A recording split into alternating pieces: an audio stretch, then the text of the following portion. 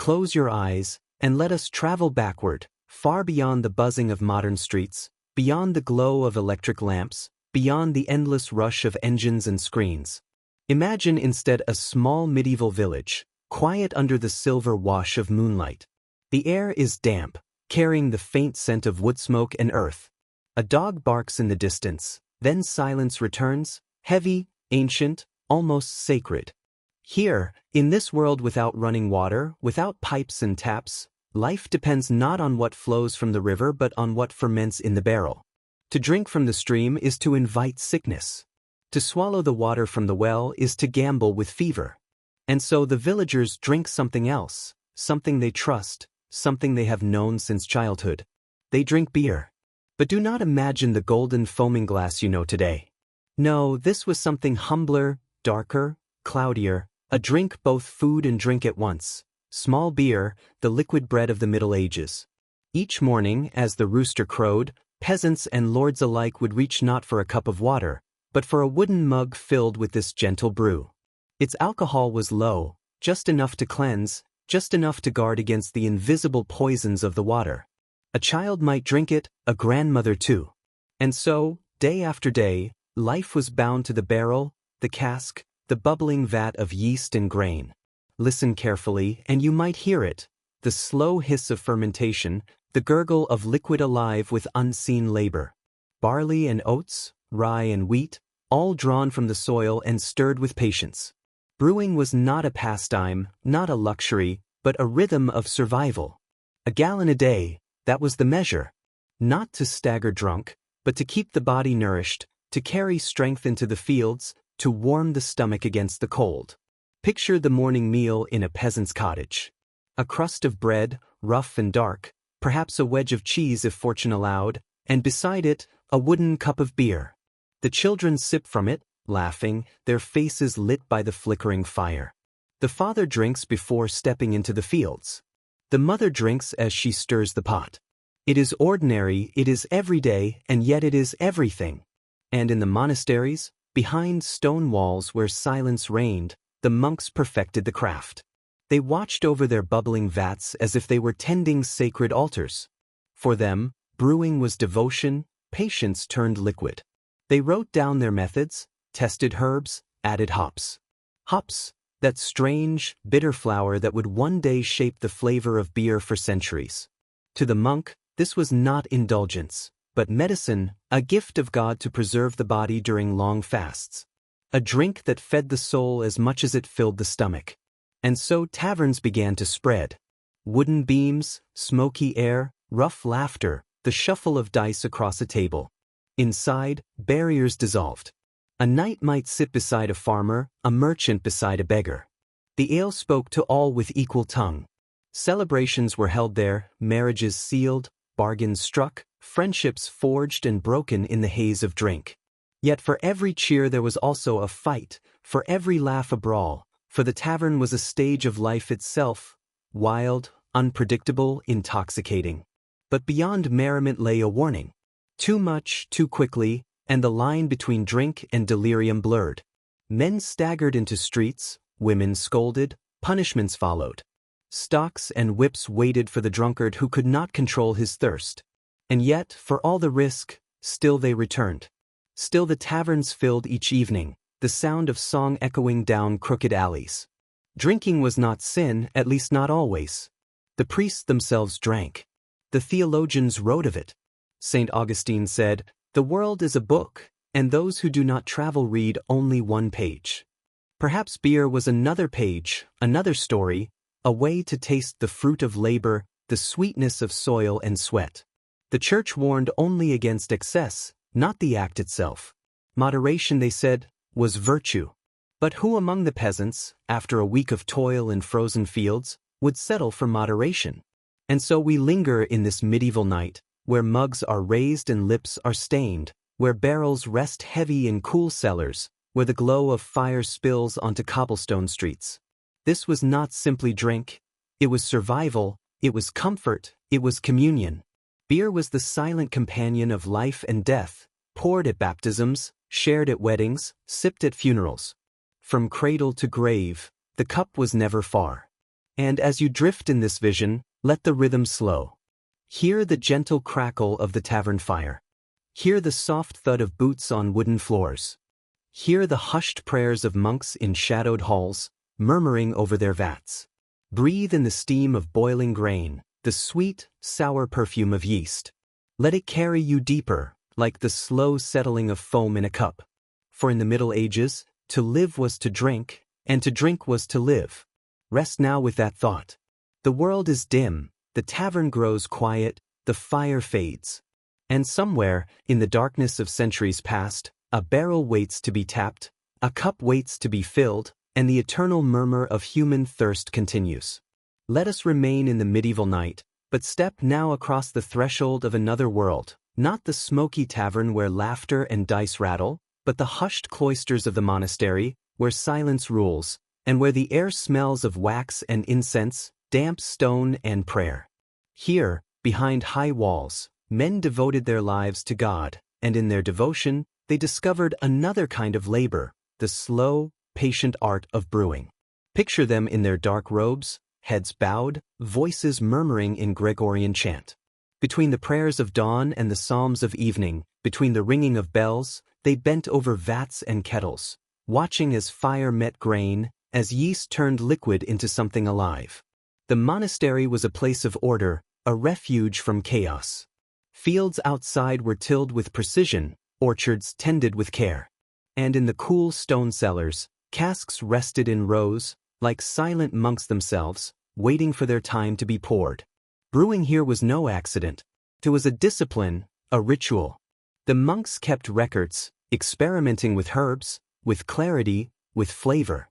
They wrote what worked, what failed, what could be improved. In an age when peasants brewed at home with instinct and chance, the monks brewed with method. They called it liquid bread. During long fasts, when food was forbidden, beer was allowed, for it nourished the body without breaking the rule of abstinence. A mug of beer was sustenance. It filled the stomach, softened hunger, gave strength to prayer. In those long, cold winters when silence stretched across stone corridors, the warmth of a brewed cup became a mercy. It was here that hops entered history. A bitter flower, at first mistrusted, then welcomed. Hops preserved beer longer, gave it a sharper taste, kept it from souring too soon. And with that single addition, the drink changed forever. It could be stored, traded, transported. The monks may not have known it, but they had planted the seed of a vast brewing tradition that would flow across centuries. But do not think of the monks only as stern scholars of beer. No, their brewing was threaded with spirit. They saw God's hand in the bubbling of yeast, in the sweetness of malt, in the mystery of transformation. Grain, humble and dry, touched by water and fire, became something new, something alive. Was this not, in its way, a mirror of resurrection? Was this not, in its way, alchemy blessed by heaven? And so pilgrims arrived at the monastery gates. The weary traveler, dust on his cloak, hunger in his stomach, thirst on his tongue, he was welcomed as all were welcomed. Bread was given, shelter too, and with it beer. To drink was to share in the monks' devotion, to taste not only their craft but their faith. Imagine the silence of the refectory, broken only by the scrape of wooden bowls, the pouring of ale into clay cups. Monks drank without chatter, each sip a small reminder of both discipline and pleasure. To them, drunkenness was sin, but to drink, that was balance, moderation, the golden middle path. Outside the monastery walls, word spread. The peasants spoke of the fine beer of the monks, smoother, purer, better than their own. Merchants carried it further.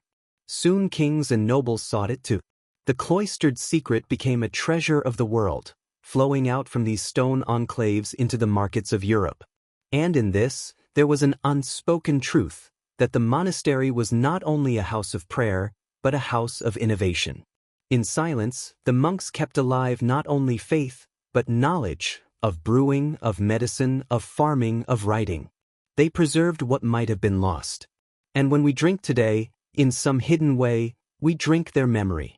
Now, as you lie in stillness, let the image settle. A stone hall lit by candle flame, a row of brown-robed figures moving slowly, deliberately. a pot steaming, the low hum of chant echoing off walls. And in the shadows, the patient labor of yeast, unseen but tireless, changing water into bread, bread into drink, drink into life. The world outside the monastery was restless, loud, uncertain. But within these walls, time slowed. Grain became prayer, and prayer became grain again. And so, with every sip, medieval Europe was sustained, by the monks, by their discipline, by the quiet faith poured into every barrel. Rest on that thought now. Feel the warmth of the stone walls around you, the hush of centuries of devotion. The monks are still at work, somewhere in memory, stirring their kettles in silence, waiting for the foam to rise. And in that silence, you too may drift, slowly, gently, deeper into rest. Long fasts, when food was forbidden, beer was allowed, for it nourished the body without breaking the rule of abstinence.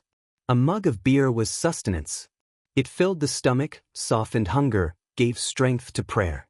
In those long, cold winters when silence stretched across stone corridors, the warmth of a brewed cup became a mercy. It was here that hops entered history. A bitter flower, at first mistrusted, then welcomed. Hops preserved beer longer, gave it a sharper taste, kept it from souring too soon. And with that single addition, the drink changed forever. It could be stored, traded, transported.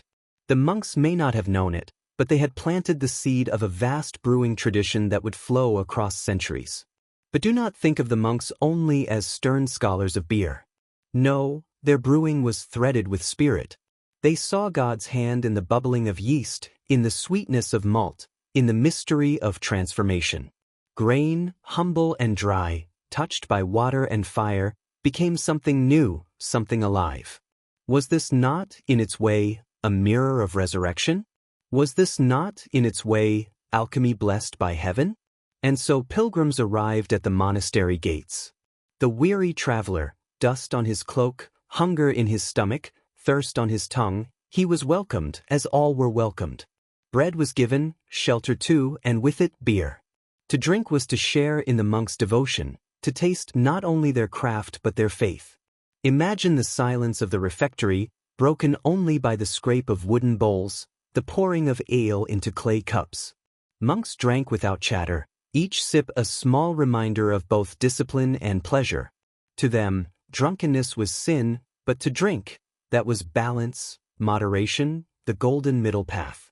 Outside the monastery walls, word spread. The peasants spoke of the fine beer of the monks, smoother, purer, better than their own. Merchants carried it further. Soon kings and nobles sought it too.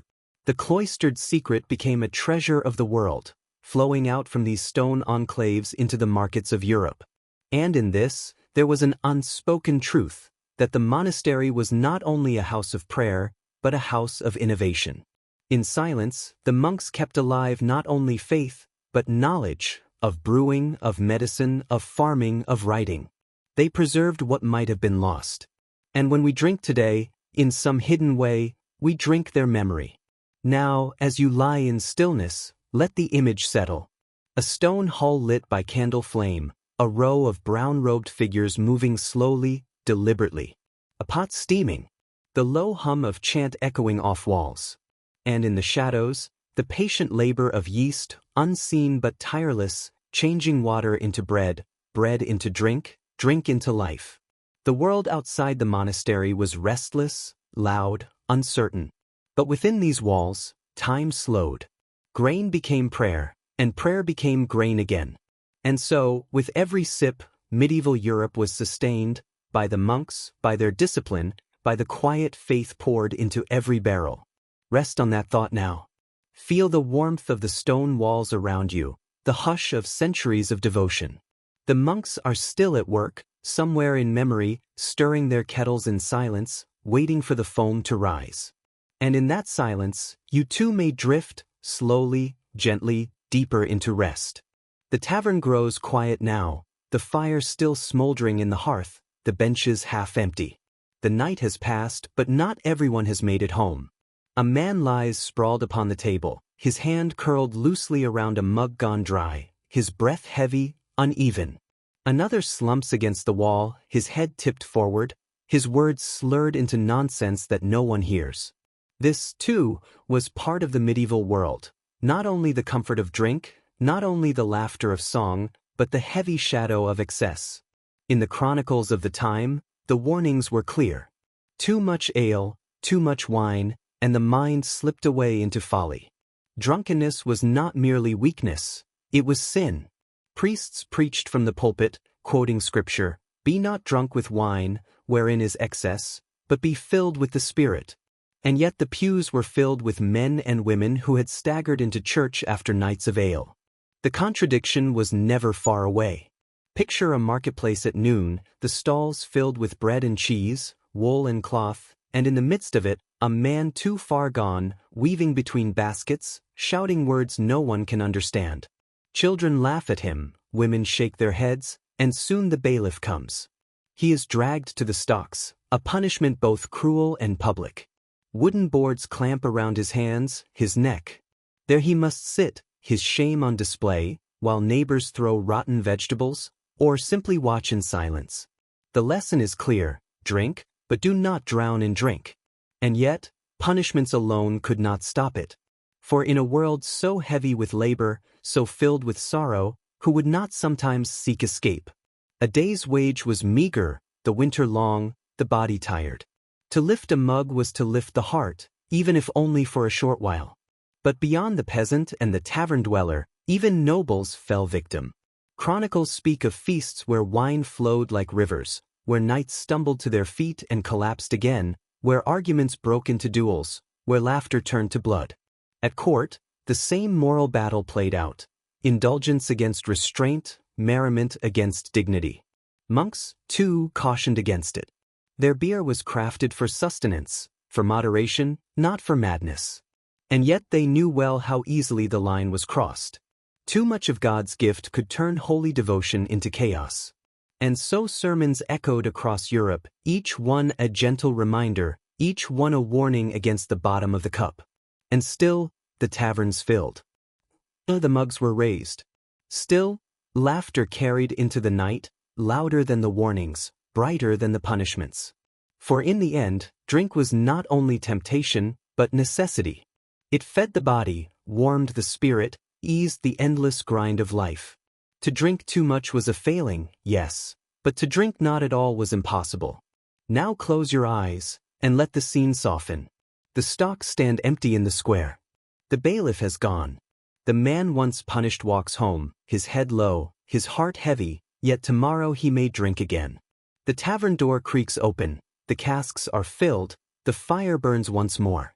Excess and moderation, sin and survival, punishment and pleasure, all twined together, inseparable. This was the rhythm of medieval drink. Not one note, not one sound, but a full chord echoing through centuries. And as you breathe, slow and deep, let yourself drift with it, not into excess, but into rest. For even the noisiest tavern must fall silent, even the drunkest man must sleep. And so must you, gently, slowly, as the medieval night folds itself around you like a cloak. Let us leave the village tavern behind, its smoke and rough laughter fading into silence, and step instead into the great hall of a lord's manor. The air here is heavy with heat and fragrance, roasted meat, spiced wine, wax candles melting slow upon iron stands. The walls rise high, draped with tapestries, their woven colors flickering in the firelight. At the far end, a long table is laid, covered in linen, heavy with silver goblets, gleaming platters, and polished knives.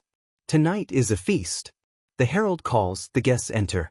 Cloaks of fur sweep across the floor, boots thud on stone, voices rise in greeting.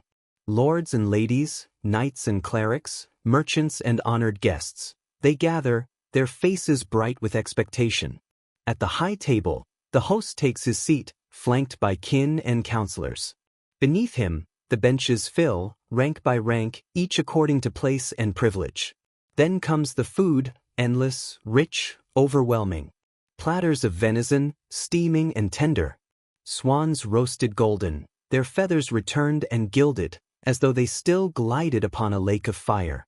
Trays of bread, dark and white, baskets of apples, bowls of pottage, towers of sugared cakes.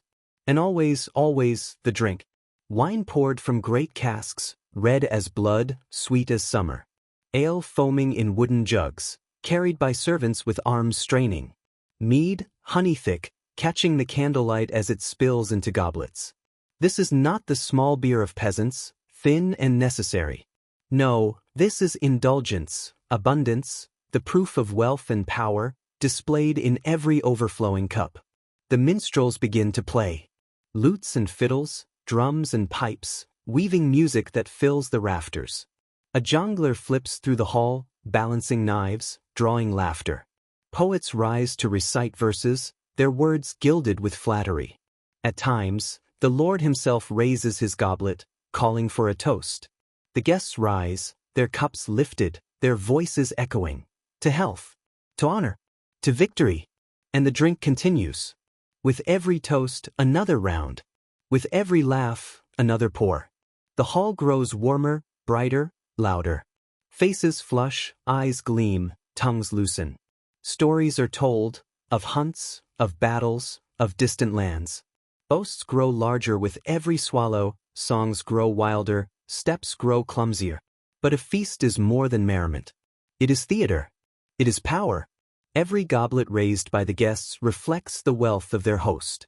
Every bite reminds them who provides, who protects, who rules. The abundance of drink is not merely kindness. It is a display, a statement written in wine and ale. Here is my strength, here is my fortune, here is my command. And yet, beneath the splendor, the same truth lingers. Too much wine, and even a lord stumbles. Too much mead, and even a knight slurs his words. The feast may be grander than the tavern, but the line between joy and folly is no different. Many a chronicler wrote of banquets that ended not in harmony, but in quarrel, daggers drawn, blood spilled across the very tables where wine once shimmered. But tonight, for now, the hall glows golden. The guests feast, the music swells, the fire crackles. Outside, the village sleeps beneath the stars, but here, time itself seems suspended, caught in the shimmer of candlelight and the haze of drink. Close your eyes and picture it. The long table stretching before you. The murmur of voices, the clink of goblets, the laughter rising like smoke. The warmth of wine in your throat, the heaviness of feast in your belly, the music weaving around you like a dream. And as the hall fades, as the candles burn low, as the minstrels play their final notes, let yourself drift with it, deeper into silence, deeper into rest. For every feast, no matter how grand, must end. And so, too, must the day. In the hush of dawn, when the mist clings low to the ground and the first bells of the monastery toll in long, resonant notes, there begins a rhythm older than memory, a song of stone and silence and steady labor. Inside cloister walls, monks rise from their narrow wooden cots, their feet brushing against the cool floor as they move with measured steps, wrapped in the folds of simple habits. Their lives are marked by prayer, but also by work, the honest work of hands that shape the sustenance of body and spirit alike. Among their sacred duties, there is one that binds them most closely to the earth, to grain and water, to the quiet alchemy of fermentation, brewing. In these monastic houses, tucked deep within valleys or perched upon lonely hillsides, beer is not just drink, but a form of devotion. It is nourishment for the poor, sustenance for pilgrims, medicine for the ailing, and comfort for the weary. It is also revenue, for the monastery's survival depends on the careful balance of piety and provision. The monks move into the brewery, a vaulted chamber of stone, its air thick with the warm scent of boiling mash. Copper kettles gleam dimly in the flicker of torchlight, and the sound of bubbling liquid echoes like a chant in the silence. They stir with long wooden paddles, their motions deliberate, rhythmic, almost like an act of worship. In every gesture, there is patience. Brewing is not hurried. It unfolds in time with nature, in time with God. The barley, harvested from fields tilled by monastic hands, has been malted and dried. The hops, sometimes gathered wild, sometimes grown in neat rows along the monastery's borders, bring both bitterness and preservation. And water, drawn from springs that run cool and clear beneath the earth, gives life to the mixture. The monks know each element intimately, for they are not merely craftsmen but stewards of creation, guardians of an ancient trust. As the beer ferments, great wooden casks are rolled into the cellars below, where coolness preserves their work. The air is damp, and shadows stretch long between rows of barrels. Down here, among the stillness, the beer rests, transforming slowly, unseen, its bitterness mellowing, its body thickening, until at last it emerges as what some called liquid bread. Thick, nourishing, strong enough to warm the bones on cold winter nights, yet gentle enough to be drunk daily when water was unsafe. Outside the monastery gates, villagers know of this drink. They come with coins, or sometimes with nothing but thanks, to taste the holy brew. For some, it is the first time their lips have touched something so rich, so sustaining. For others, it is a comfort they seek often, a reminder that within the monastery, men live not for themselves, but for service. Pilgrims, weary from long roads, find renewal in the mug pressed into their hands. The sick, given a portion, feel strength return. Even nobles, traveling through, seek to trade for the monk's creation, and in time, word spreads beyond valleys and hillsides. Here, at these monasteries, lies a beer unlike any other, crafted with devotion. The act of brewing itself becomes a mirror of their faith. The grain must die to give life, the water must receive it, and the waiting, the silent patience, is like prayer in motion. The transformation is unseen but certain, a reminder of mysteries too deep to grasp. As the casks age, so too do the monks, season after season, passing down their knowledge, refining recipes, shaping traditions that will endure for centuries. And so, in the heart of the Middle Ages, amid the chants, the prayers, the fasting and the silence, beer rises as a gift of both body and soul. Brewed not in haste, not in indulgence, but in quiet reverence. Each sip a taste of earth and faith intertwined. Each swallow a reminder that even in the smallest acts, the stirring of a kettle, the pouring of a mug, there is something of the divine. The monastery stands, its walls weathered by time, yet within, the warm scent of brewing never fades. A rhythm continues, as steady as the toll of bells, as soft as the murmur of prayers, carrying forward an inheritance of both labor and grace. And when the night falls once again, and the monks return to their narrow cots, the beer rests too, in its casks of oak, sleeping as they sleep, dreaming as they dream, until the next day's hands awaken it once more. Night lingers, and the tavern exhales like a living creature that has seen countless evenings slip into memory. The air is thick with the smell of smoke and stale ale, yet there is something almost sacred about it, as though these walls, rough and timbered, have absorbed not only laughter and quarrels, but also the unspoken prayers of those who sit in the half-light, holding a cup as though it were a talisman. A man at the far end hums an old ballad, his voice worn but steady, carrying tales of knights and saints, of lovers who waited too long and of rivers that carried armies into lands that no longer exist. No one joins him, but no one interrupts him either. His song is like a ghost, weaving between the tables, brushing past the ears of the weary, and settling gently into the cracks of the wooden floor. The candle flames waver, bent by unseen drafts, and in their flicker one sees the tired eyes of peasants who have worked since dawn, their palms blistered from plow and scythe. They cradle their mugs not in celebration, but in surrender, for the drink is less a joy than a permission to rest. Beside them, an old woman runs her finger along the rim of her cup, lost in her own remembering, perhaps of a son gone to war, or a husband long buried in the churchyard, or perhaps only of younger days when she herself sang louder than any man. The tavern is a cradle, and it rocks its patrons slowly. Some lean into each other, murmuring words that dissolve before they can be understood. Others sit alone, eyes fixed on nothing, as though the shadows on the wall are enough company. The ale has thinned their voices, softened their thoughts, and pulled them toward that fragile place between waking and sleep. Beyond the door, the village has fallen silent. The hounds no longer bark, the children no longer chase their echoes. Only the wind passes through the empty lanes, carrying with it the faintest smell of earth and hay, reminding all within the tavern that morning will come, and with it the endless labor. But for now, they are allowed this pause, this small sanctuary carved out of time.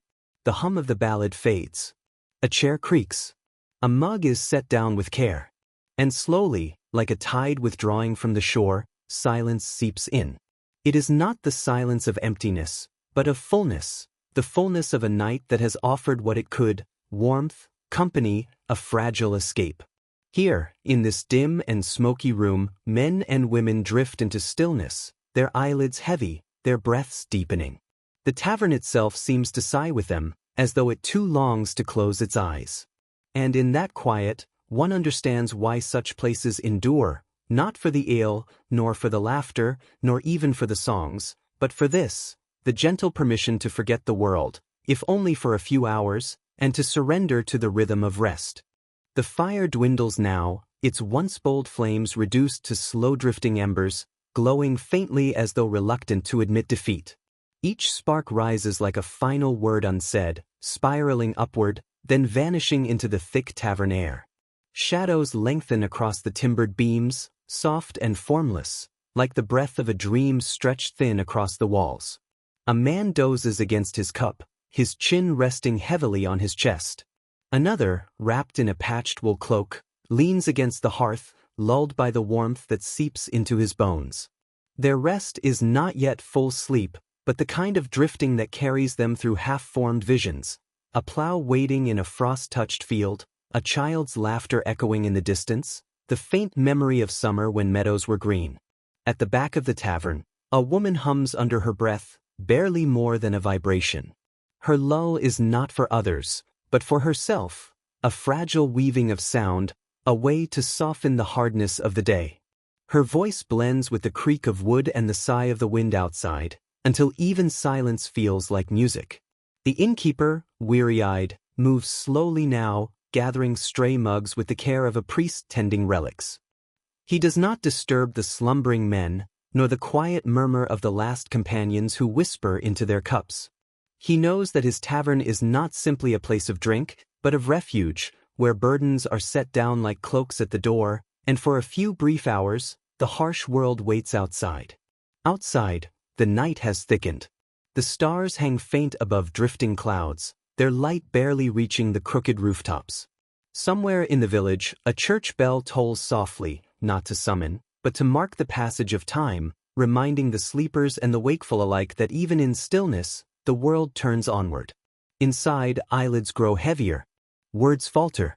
A mug slips gently from a hand and rolls across the table, coming to rest with a hollow thud that no one stirs to notice. The tavern has become a cocoon, wrapped in smoke and shadow, where men and women allow themselves, at last, to let go. This is the slow descent, not sudden, not forced, but like a leaf falling from a tree in autumn. Unhurried, inevitable, beautiful in its surrender. The tavern exhales, the patrons drift, and night claims them with the gentlest of hands. The tavern breathes as though it, too, is alive. Its walls, heavy with the scent of smoke and ale, seem to lean inward, cradling the slumber of those who remain.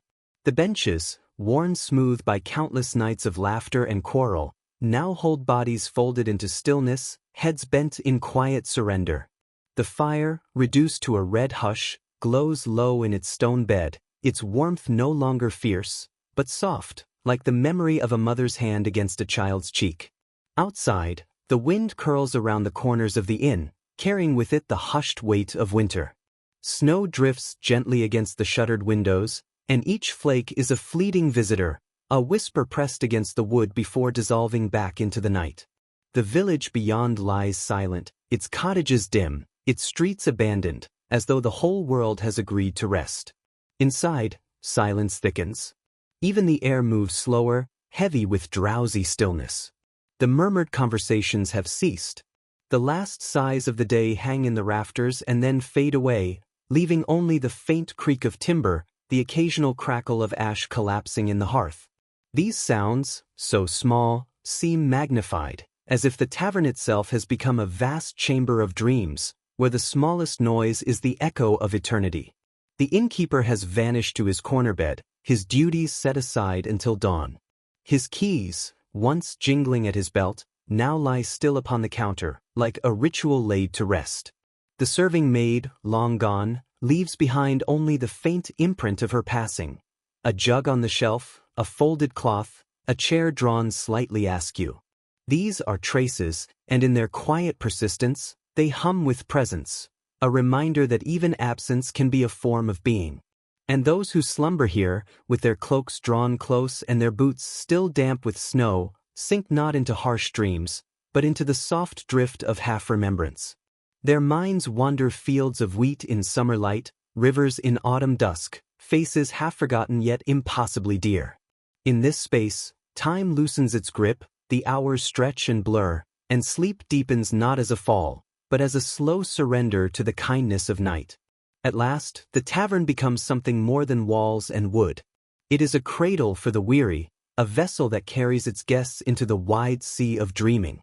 And as the stars wheel unseen above the roof, the building itself seems to sigh, a sound almost too soft to hear, as if it too has laid its burdens down and joined its people in the long, still drift toward morning. And now, the night begins its gentle retreat. Outside, beyond the wooden walls of the tavern, the first faint whispers of dawn stretch across the village. A silver-gray light seeps between the crooked roofs, brushing over cobblestones damp with dew, softening the sharp edges of shadow and timber.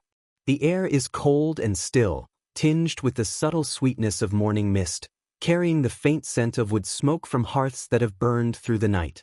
Inside the tavern, the fire has dwindled to mere embers, casting a muted glow across benches now empty of those who stumbled in with the weight of evening. Some remain, still wrapped in cloaks, cradling their last mugs, their faces softened and relaxed by sleep. Others have gone, leaving only the faint echo of their presence. A folded cloak on a chair, a scattered straw in the corner, the quiet hollow sound of a mug set down one last time. The tavern itself exhales, a living thing sensing the subtle shift of the day. Its walls, darkened by centuries of smoke and whispered conversation, seem to glow faintly in the first light, as though acknowledging the transition from the chaos of night to the gentle order of morning. Beams of sunlight filter through the narrow, leaded windows, catching motes of dust that float lazily in the quiet air. Each speck becomes a tiny universe, a shimmering testament to the passage of time, to the stillness that follows revelry. Listen closely, and you can hear the village awakening in the distance. A rooster crows once, sharp and brief. The wind rustles through bare branches, carrying the faint sound of a distant stream, the slow creak of a door opening in a farmhouse. Life begins again, quietly, methodically, as though the night itself has left behind a whisper of calm for the world to follow. In the tavern, the remnants of the previous evening are tangible. Mugs, emptied and set aside, reflect the soft morning light. Wooden tables, scarred with years of celebration and quarrel, seem almost reverent in the hush. The floor is strewn with straw, crumbs, and faint traces of spilt ale, each one a mark of human presence, fleeting yet eternal in its memory. Here, the past night lingers, suspended in the air like a scent, like a song half-remembered, waiting for those who remain to notice, to breathe it in, and to carry it into their own waking day. Outside, the first birds lift into the pale sky, their wings slicing the silence. Their calls are tentative, curious, marking the world's slow return to motion. And as their songs weave into the soft light, there is a sense of continuity, that the world, despite its chaos and hardship, its drink and its laughter, moves always forward, from one night to the next, one day to the next, carrying all of its people gently along. The weary, those who slept in corners or against benches, begin to stir. Their eyes open, heavy but calm, and they stretch limbs stiffened by the night. Some whisper a prayer, some laugh softly at a dream just remembered, some sigh deeply, savoring the warmth of the tavern before stepping out into the chill morning. And in that quiet motion, the tavern breathes again, alive in the soft pulse of ordinary life, witnessing the unbroken rhythm of human existence. So, as you listen, let yourself drift with it. Imagine the warmth of the embers fading in the hearth, the soft gray light spreading across the room, the calm after revelry. Let the sounds of distant birds, the faint whisper of wind, the memory of laughter and song, carry you gently into your own rest. Let the tavern, its warmth and quiet, its shadows and soft light, be a vessel that rocks you slowly, steadily, toward the gentle embrace of sleep. And in this, remember, every night passes, every morning comes. And in the space between, in the drink, the laughter, the quiet, the dreams, there is life, and there is rest, intertwined, eternal, and gentle. The tavern fades now, its warmth and shadow retreating into memory, and we journey across centuries, across lands where the sun rises over deserts, rivers, and ancient cities. Imagine Babylon, its walls of baked clay glowing in the early light, the Euphrates winding like silver through its heart. Picture Rome, its marble streets still wet with dawn, the voices of markets and temples just beginning to stir. Imagine Greece, where the olive trees shimmer under the sun, and Egypt, where the Nile carries life and memory through endless sands. And within these cities, the world hums with a different kind of energy, subtle, secret, electric, unseen by the casual eye. It is the energy of desire, of longing, of hearts caught between hope and fear. And in that energy, humans have always sought guidance, intervention, and control. For as much as love is a gentle river, it can also be a storm. And across these lands, across these ages, one method of steering that storm was through magic, the whispered, intricate, sometimes perilous art of influencing hearts and wills through unseen forces.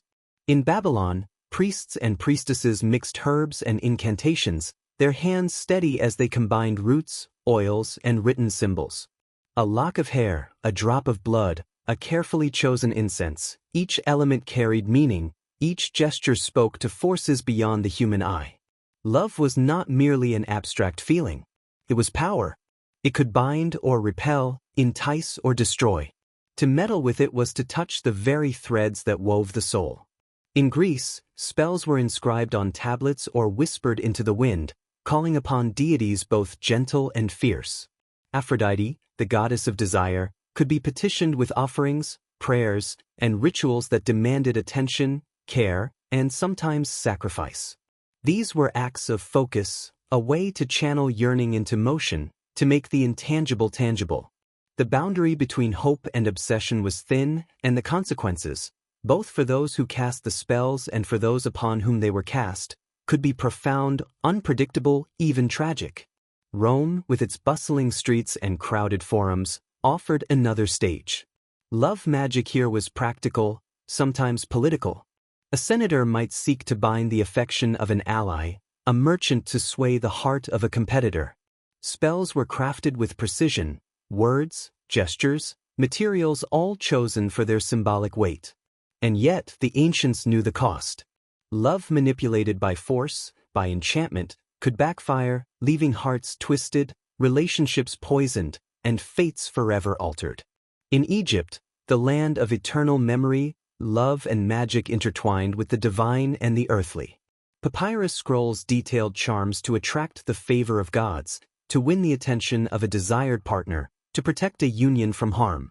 Magic was a mirror to human psychology, a reflection of hopes and fears, a reminder that even desire is a realm of power, of strategy, of mystery.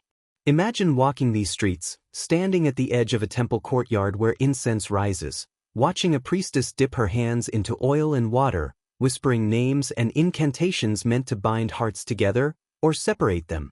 Picture the flicker of torchlight across carved reliefs, the smell of herbs and smoke, the silent pulse of anticipation in the air. Desire itself becomes a kind of spell, invisible, yet palpable, wrapping around every living thing, shaping choices, futures, and even destinies. And as we sit in the quiet of your mind, allow yourself to drift through this world, the soft heat of desert stone, the murmur of river water, the weight of history pressing gently on your shoulders. Let the images of rituals, of whispered intentions, of the delicate dance between power and longing settle into your imagination. Feel the slow rhythm of ancient cities, their streets alive with unseen forces, their nights thick with mystery, their mornings bright with possibility. Here, in this liminal space, between waking thought and dreaming, we begin to understand that magic, desire, and love have always been intertwined, a testament to the complexity of human hearts, and to the universal yearning to touch, influence, and understand the currents of affection that carry us through life. Close your eyes. Breathe. Let the warmth of ancient fires, the scent of incense, the shimmer of sun on sand, the soft murmur of secret prayers, carry you gently, steadily, into the quiet and into sleep. Step softly into the quiet streets of a city long vanished, where the sun rises pale over stone temples, and the scent of herbs and incense drifts like a delicate thread through the morning air. Here, in this ancient place, love is not only felt, it is sought, guided, and, at times, summoned through careful ritual, through acts that are part devotion, part strategy, and part mystery. In the heart of Babylon, a priestess kneels upon cool tiles, her hands cupped around small vessels of oil and water. Each liquid is infused with meaning. The oil carries warmth and attraction, the water, purity and flow. She dips her fingers into powders of crushed herbs, lavender, frankincense, cinnamon, their aromas rising to meet the heavens, invoking the favor of gods who shape the hidden currents of human hearts. A lock of hair, carefully preserved, rests upon the altar. A few drops of wine are offered, not in excess, but in reverent measure. With each whisper, each gesture, she weaves possibility into reality, reminding herself and the world that desire, though invisible, can be guided, touched, and honored. In Greece, spells are often inscribed upon tablets of clay, tiny prayers pressed into the soft surface with styluses that scratch the shapes of letters and symbols. Names are invoked, hearts named, intentions set. A mixture of herbs, roses, myrrh, and sometimes the ashes of sacred plants, are burned slowly, smoke curling upward like the breath of a dream. The practitioner watches the rising tendrils, reading the patterns as one reads the sky or the stars, understanding that even the smallest shift can carry meaning. Love here is a delicate architecture, fragile and powerful at once, shaped by intention, guided by unseen hands. Rome offers another form of subtle mastery. A merchant or a senator may carry a small charm, a token, perhaps a written incantation, meant to influence the heart of another. It is a quiet magic, practiced behind closed doors, whispered in corridors and market squares, woven into letters, gifts, and gestures.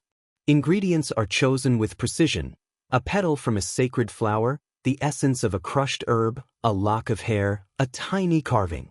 Each element is charged with symbolic weight, each action deliberate, measured.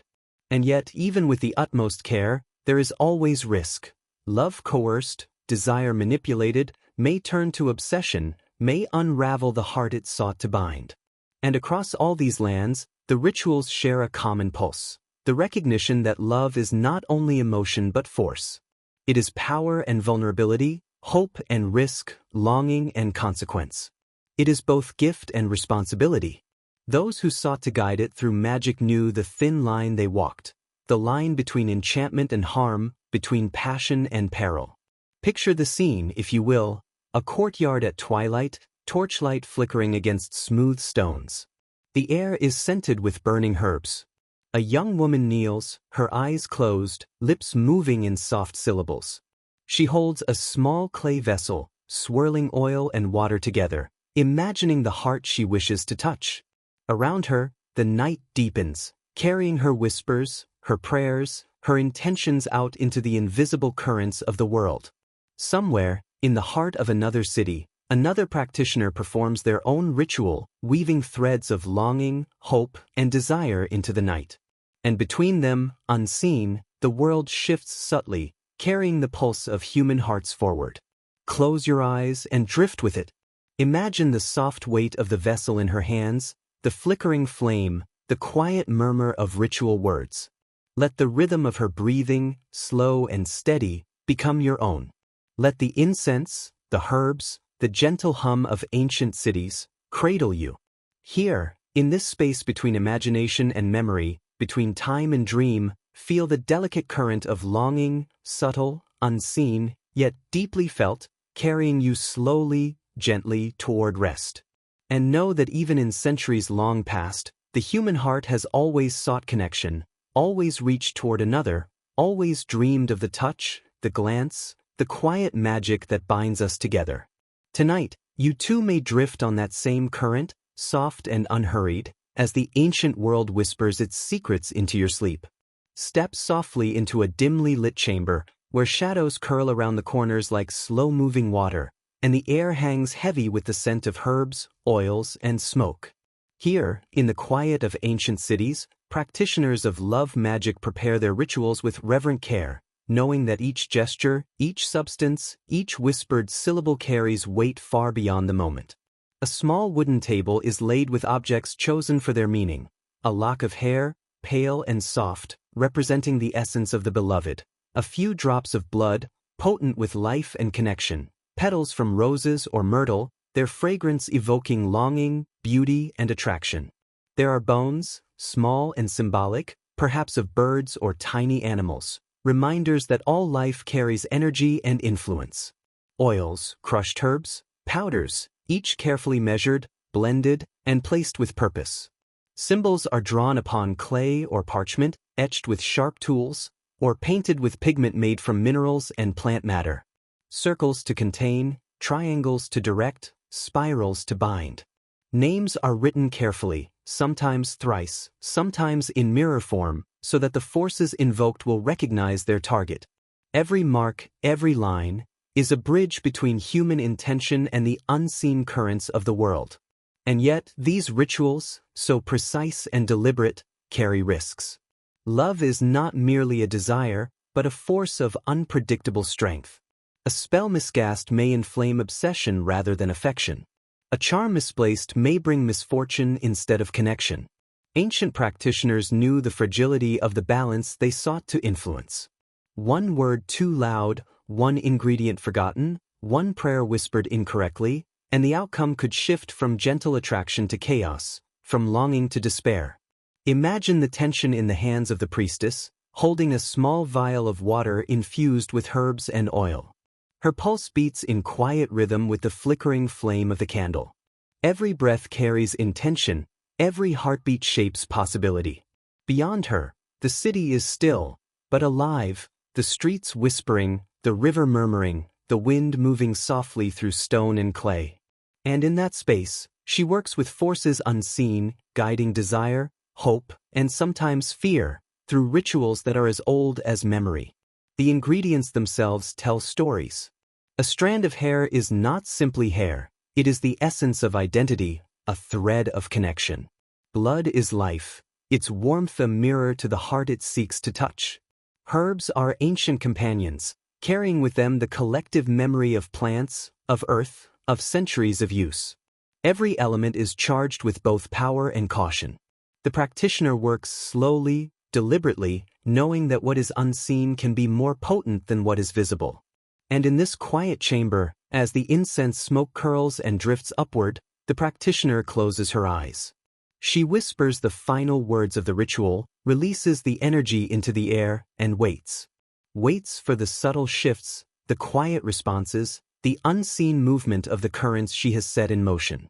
And as she breathes, you too may feel the gentle pulse of history, the quiet hum of desire and magic, flowing across time, connecting hearts, minds, and imaginations in ways both tangible and invisible. Close your eyes, let the tension dissolve, and allow yourself to drift with the rhythm of centuries, the slow, deliberate unfolding of ritual, the delicate weaving of intention and chance. Feel the warmth of the candle, the fragrance of the herbs, the pulse of human longing stretching across ages. Let it lull you, soft and steady, toward the deep, gentle calm of sleep, as the ancient world whispers its secrets into the quiet of your mind. Beyond the quiet of ritual, beyond the careful placement of herbs, oils, and symbols, there exists another side of love magic, a shadowed path, where longing becomes obsession and desire becomes peril. In the streets of ancient cities, in the temples and homes of Babylon, Greece, Rome, and Egypt, stories whispered across generations tell of hearts ensnared, of lives quietly unraveling beneath the weight of unseen forces. Imagine a young woman, her eyes bright with hope, holding a small charm gifted by a distant lover. She believes in its promise, in its subtle power to bring closeness across distance and time. Yet somewhere, in the folds of intention and chance, the charm does not work as she imagined. Instead of gentle affection, it awakens possessiveness, jealousy, obsession. And so, what began as hope becomes tension, fear, a quiet, invisible suffocation.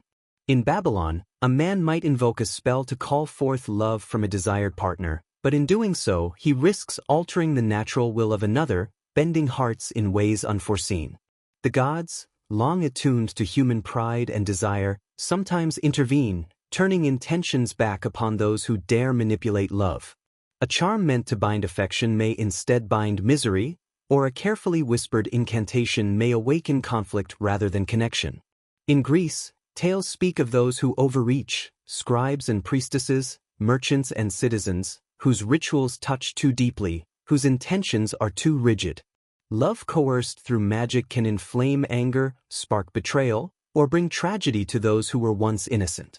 The ancients understood that desire is not a force to command entirely, it is a river with hidden currents, sudden eddies, and deep pools.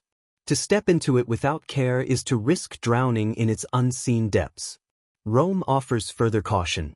Senators, merchants, and citizens alike would tell of relationships twisted by unseen influence, alliances strained, friendships broken, and families divided. A spell cast in earnest could ripple outward, affecting more than the intended target, as if the threads of human hearts were intertwined in ways impossible to trace. The lesson carried across time: love, while sought and cherished, cannot be forced without consequence. Even in Egypt, where magic and daily life were entwined with divinity, warnings exist in hieroglyphs and papyri. Love charms, when misused, could provoke the wrath of gods, invite illness, or bring sorrow to those who dared to manipulate fate.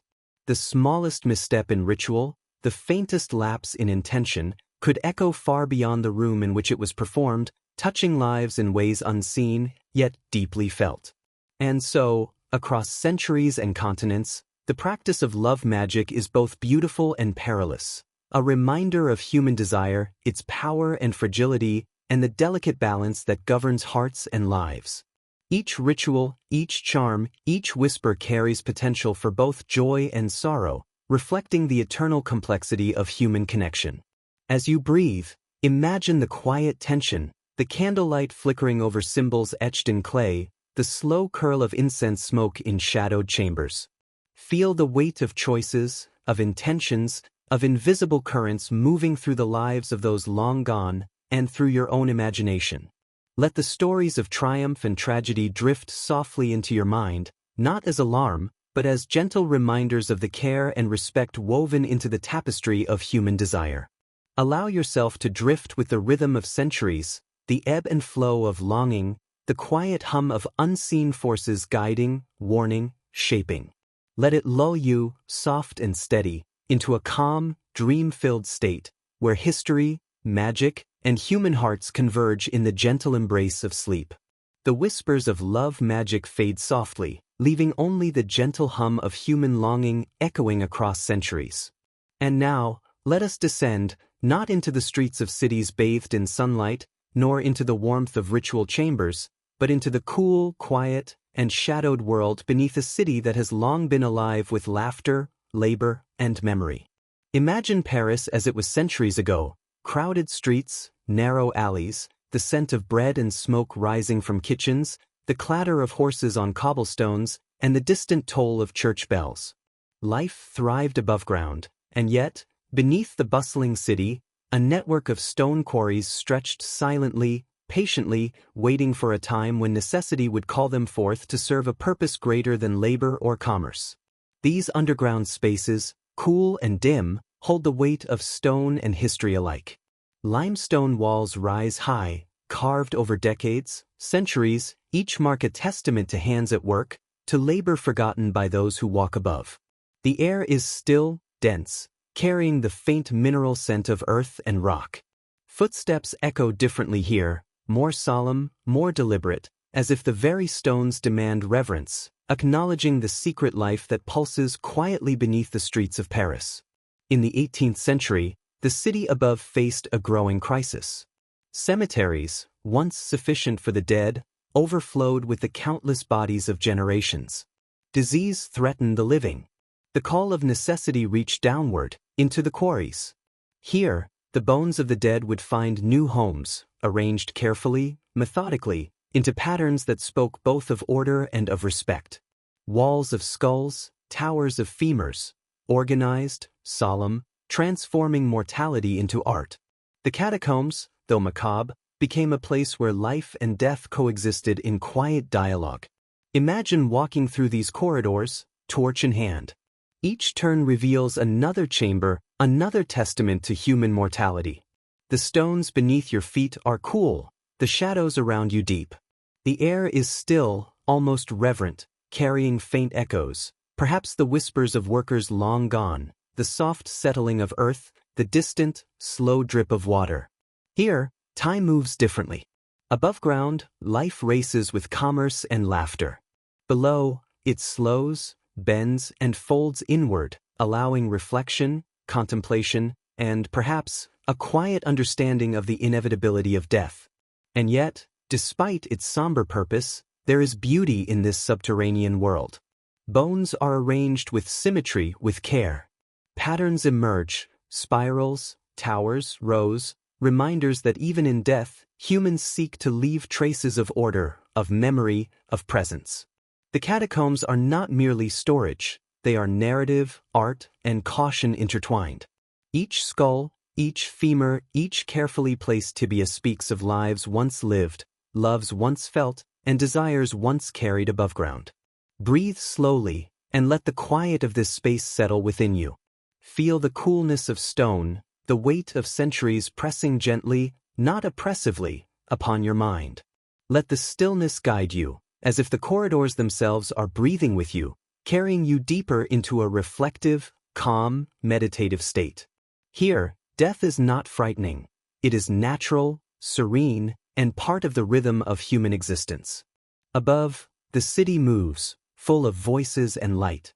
Below, the catacombs stretch in endless calm, a hidden sanctuary for reflection.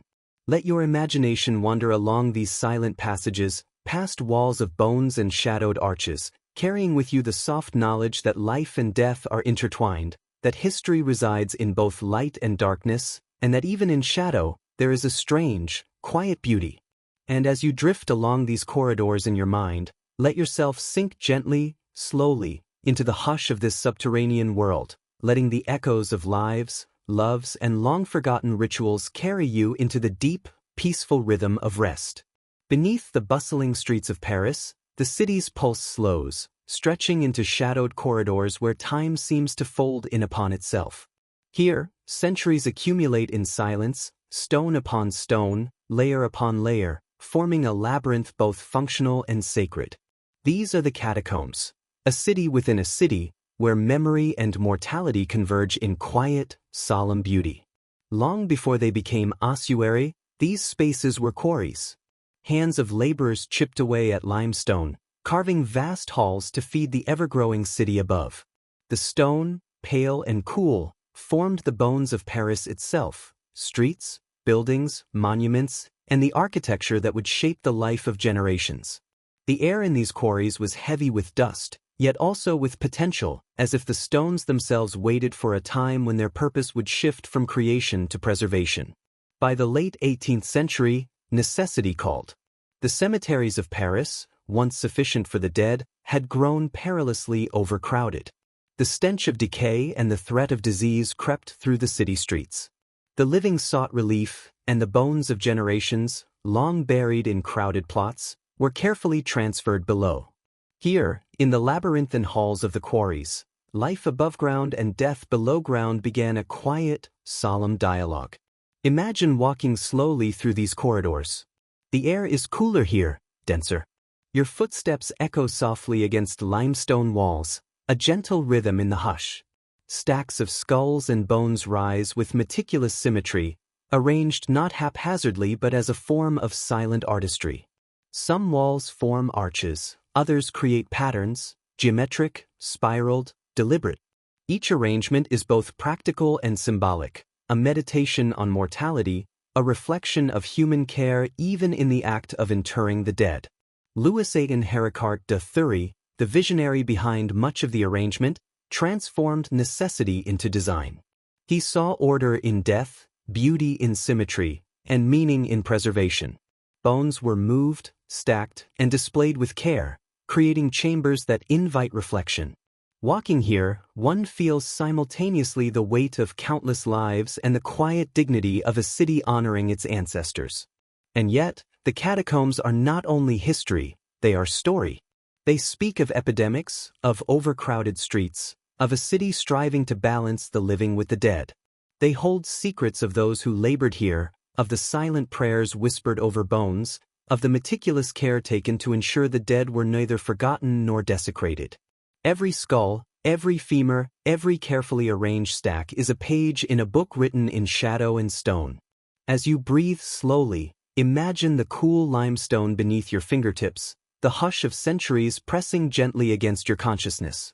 Hear the echo of steps, the distant drip of water, the faint whispers of a city that lives above even as memory sleeps below. Allow the stillness to envelop you, to guide you into reflection, into calm, into the deep, meditative rhythm of the catacombs themselves. Here, life and death coexist. History breathes not only in sunlight but in shadow, not only above but beneath.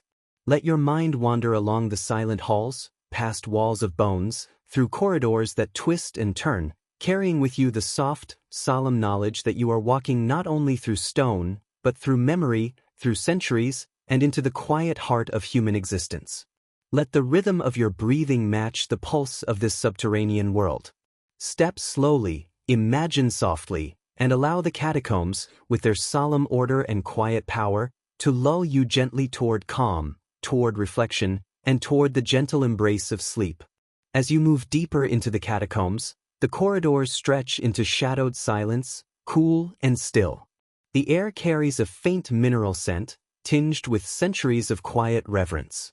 Here, beneath the city streets, death is not hidden but arranged, transformed into a solemn testament to lives long past, yet never forgotten.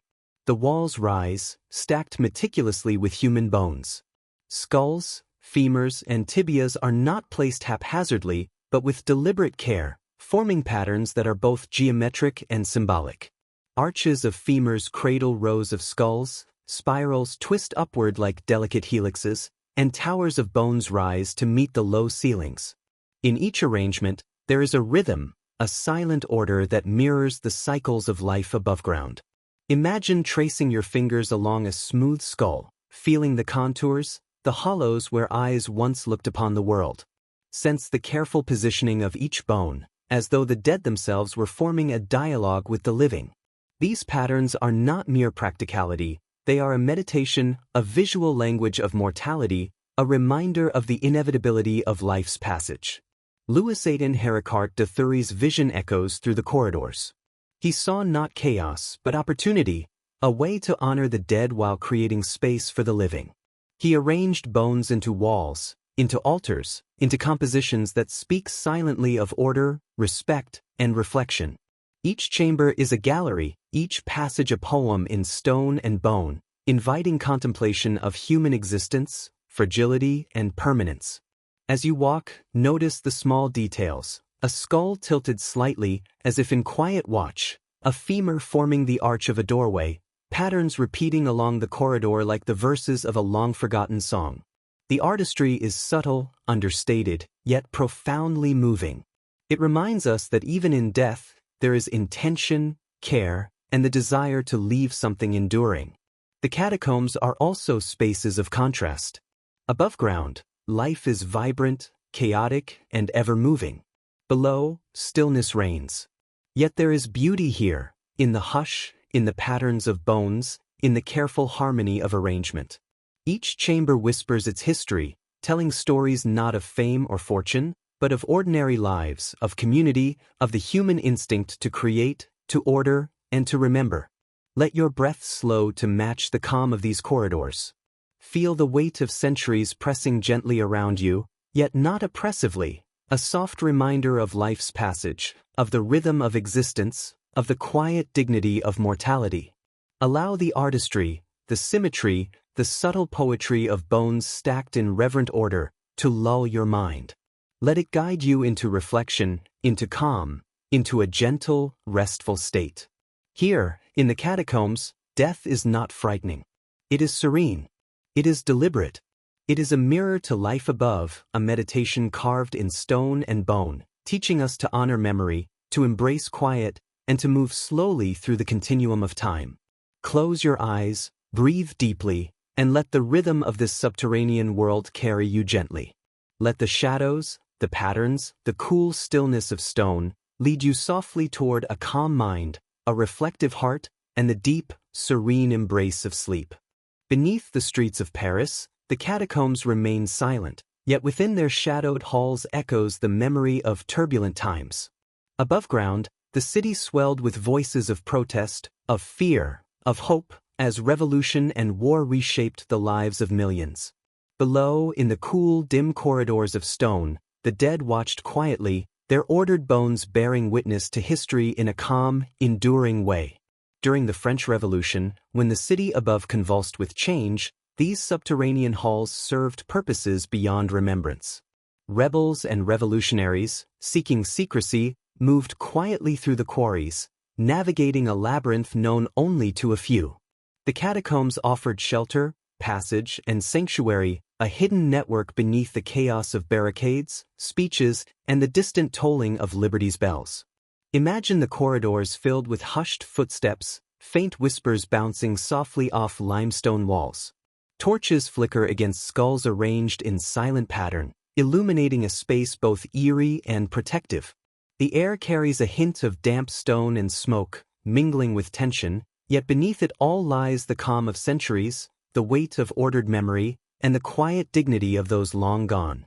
During later conflicts, including World War II, the catacombs again became a hidden haven. Resistance fighters, seeking refuge from the eyes of occupiers, used these tunnels to hide, to move unseen, to plan quietly in shadowed chambers. Here, life and death coexist in delicate balance. Above ground, danger and violence; below, stillness and strategic concealment, corridors that cradle both memory and hope. Consider the feeling of walking these passages, torchlight soft against stone, shadows stretching and curling like whispers of time.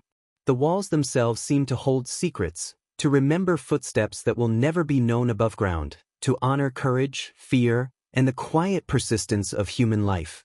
The catacombs, while macabre in appearance, are also repositories of resilience, a testament to the human capacity to endure, to seek sanctuary, to navigate both danger and history with quiet determination.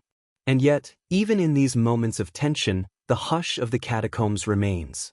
Bones, arranged with care, offer silent guidance, a calm reminder that beneath chaos lies order, beneath upheaval lies reflection, and beneath the noise of life above, there is a space for quiet, for thought, for meditation. Here, history is tangible, not as stories written in books, but as corridors carved in stone, as walls of skulls and femurs that stretch endlessly into shadow. Close your eyes. Breathe slowly. Imagine the hush of footsteps in stone corridors, the soft flicker of torchlight, the cool weight of centuries pressing gently, and let it carry you into reflection. Let the memories of courage, danger, and resilience mingle with the serene presence of those who came before. Let the calm rhythm of the catacombs, shaped by necessity, artistry, and history, lull you into a deep, reflective peace. Here, beneath the city, life and death, chaos and calm, courage and quietude all coexist. Let your imagination drift along these corridors, soft and steady, as the echoes of history carry you gently toward rest, reflection, and sleep. Beneath the streets of Paris, where sunlight cannot reach and centuries of history rest quietly, a hidden world thrives. It is a world known only to a few, a world of whispered codes, secret passages, and exploration, the realm of the cataphiles. These modern adventurers, drawn by curiosity and reverence, navigate the labyrinth of the catacombs with quiet care, embracing a space both sacred and forbidden. Imagine slipping through an unmarked doorway, descending a narrow staircase carved long ago, into a corridor lined with pale limestone and silent witnesses.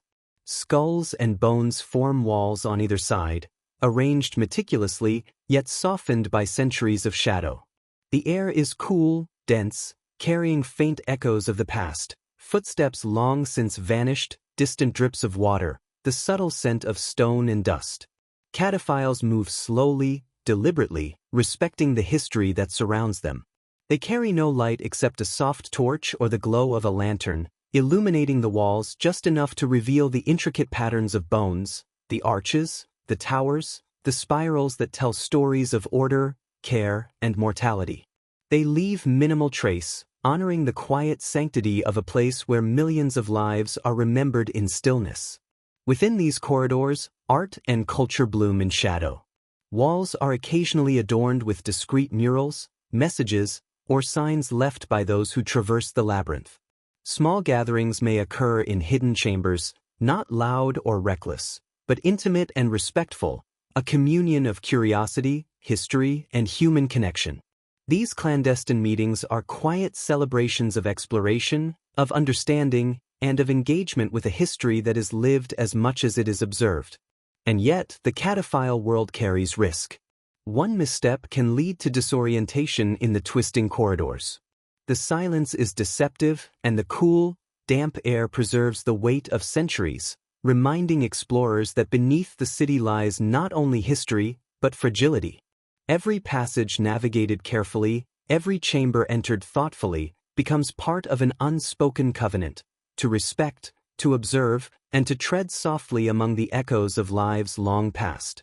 Picture the soft glow of a lantern illuminating a skull, a femur, an arch of bone rising like a delicate sculpture. Hear the faint rustle of clothing against stone, the quiet exhale of breath, the distant, rhythmic drip of water. Feel the hush of centuries pressing gently around you, as if the catacombs themselves are watching, guiding, and welcoming those who move with reverence. And in this hush, let your mind drift. Let the rhythm of careful footsteps and silent exploration mingle with the memory of lives, loves, and histories that stretch across centuries. Let the cool air, the shadows, and the meticulous arrangements of bones lull you into reflection. Here, beneath the city, life and death, history and curiosity coexist in calm, measured harmony. Close your eyes. Breathe slowly. Imagine the winding passages, the soft torchlight, the hidden chambers, the silent art and messages left by explorers of the past and present. Let the quiet pulse of the cataphile's world carry you gently, softly, toward reflection, tranquility, and the serene embrace of sleep. Beneath the bustling streets of Paris, where history rests quietly in the cool, shadowed corridors of limestone, the catacombs continue to whisper their stories. They speak not only of death and memory but also of the delicate balance between reverence and curiosity, between preservation and exploration. Today, the catacombs are both monument and mystery, a public site for learning and reflection, and a hidden world for those who wander beyond the boundaries. Imagine standing at the entrance to a chamber where bones are stacked with meticulous care. The walls are smooth with centuries of presence, the skulls arranged in solemn patterns that demand respect. Visitors move quietly, guided along pathways, aware of the silent weight of history surrounding them. Every step taken here is both an encounter with mortality and a meditation on human life, reminding us that beneath the city above, countless lives have passed and left their mark. Yet, this quiet beauty carries with it questions. Should bones, once private markers of identity and life, be displayed for public fascination? Is it curiosity or reverence that drives people to peer into these subterranean halls? Scholars, historians, and guardians of heritage debate the line between education and exploitation, between engagement and intrusion. The catacombs are a delicate ecosystem of memory.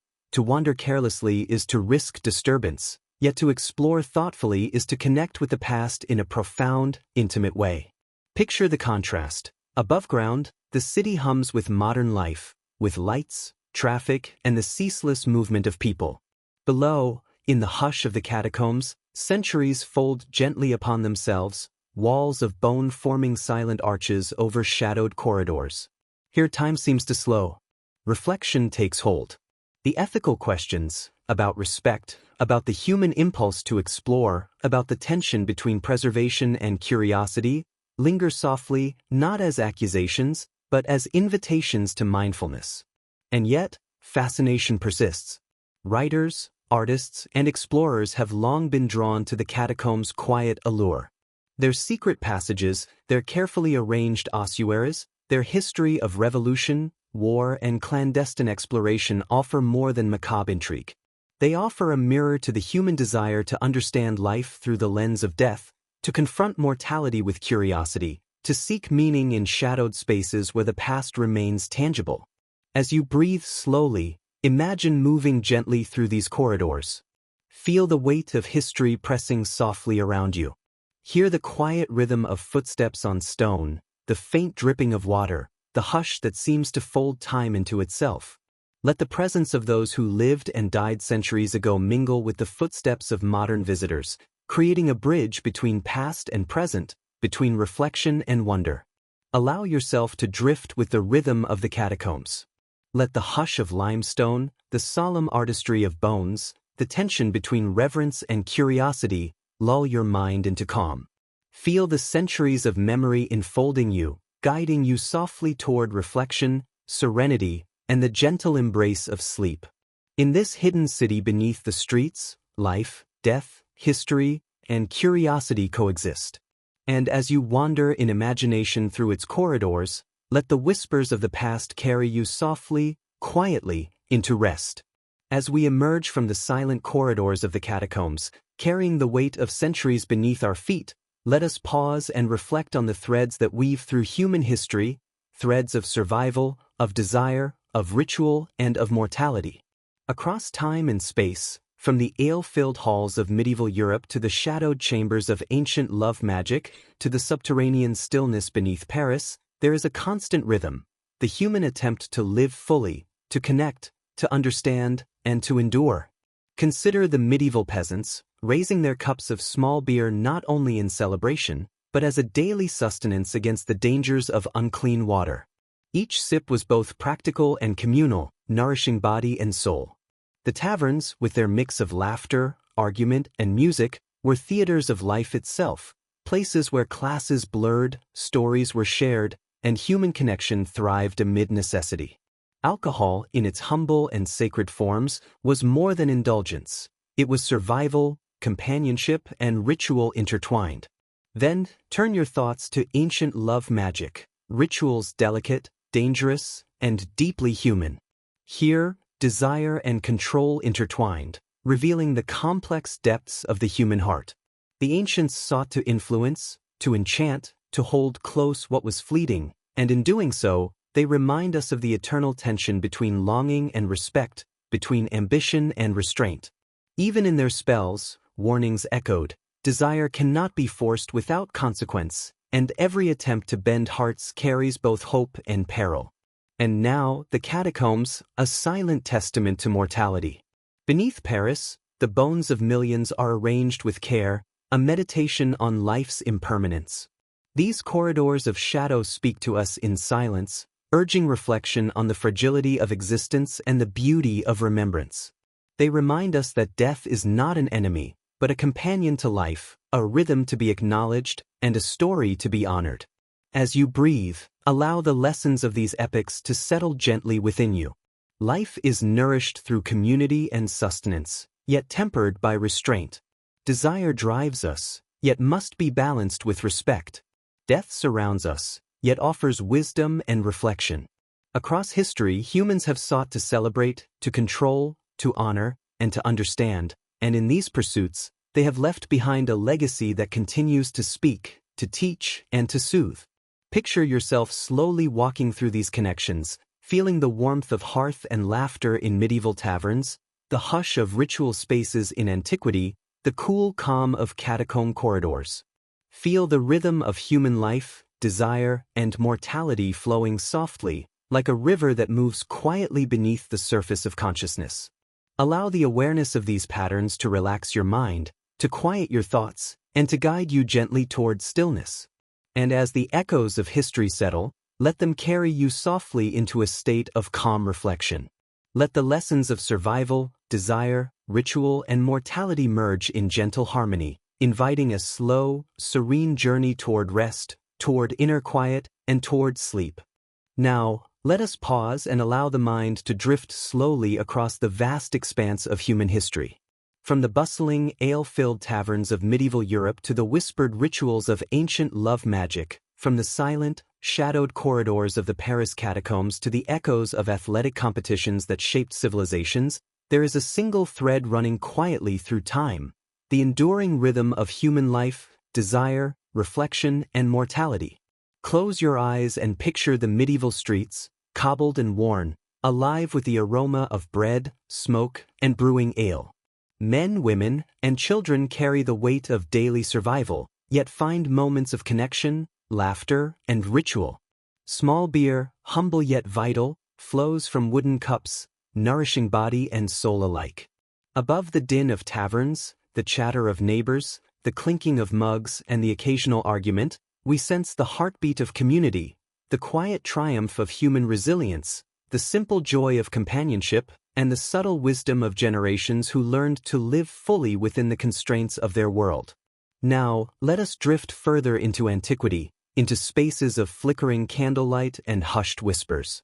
Imagine ancient temples, homes, and sacred spaces where love magic is performed. Here, desire and longing take tangible form through charms, rituals, and carefully chosen ingredients, hair, oils, symbolic items, and prayers whispered to gods both distant and intimate. Yet beneath this beauty lies caution. The ancients knew that love, coerced or manipulated, can become obsession, tension, or sorrow. Each ritual, each carefully spoken incantation, reflects the complex human yearning to connect, to influence, to understand hearts beyond one's own. The ancients teach us that desire is powerful and must be approached with care, respect, and mindfulness, reminding us that even the most intimate human emotions carry weight and consequence. And then, descending further still, we enter the cool, silent corridors of the catacombs. Beneath the vibrant city of Paris, the bones of millions are arranged with solemn precision. Skulls and femurs, carefully stacked and patterned, transform necessity into meditation, death into quiet artistry. As you imagine walking these shadowed halls, feel the hush pressing softly against your consciousness, the coolness of stone beneath your fingertips, and the subtle echoes of centuries past. Every carefully arranged arch, every spiraling tower of bones, every silent corridor is a testament to memory, reverence, and reflection. Here, death is not frightening. It is serene, it is deliberate, and it invites contemplation. As we breathe together through this journey, notice the connections forming across time. Alcohol in medieval Europe sustained life, fostered community, and offered ritual comfort.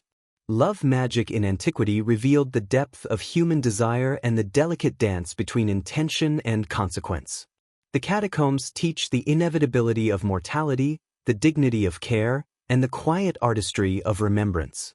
And in the echoes of ancient sports and ceremonies, we witness the human desire to express honor, courage, and ritual in the physical world, a mirror to our own need for structure, challenge, and celebration. Let your breath slow. Imagine the warmth of a tavern hearth blending with the flicker of a candle in an ancient ritual room. Feel the cool stone beneath your feet in the catacombs, and hear the distant, soft echoes of crowds in stadiums long vanished, where humans celebrated, competed, and honored their gods, their ancestors, and themselves. All of these moments, ordinary, mystical, shadowed, and grand, weave together into a tapestry of human existence, a living thread connecting body, mind, heart, and soul. Allow your mind to drift along these threads. Feel the rise and fall of centuries as a gentle rhythm, the heartbeat of humanity itself. Let the lessons of survival, desire, ritual, courage, and reflection sink deeply within. Allow yourself to embrace the calm certainty of mortality, the soft warmth of connection, and the gentle hum of history guiding your consciousness.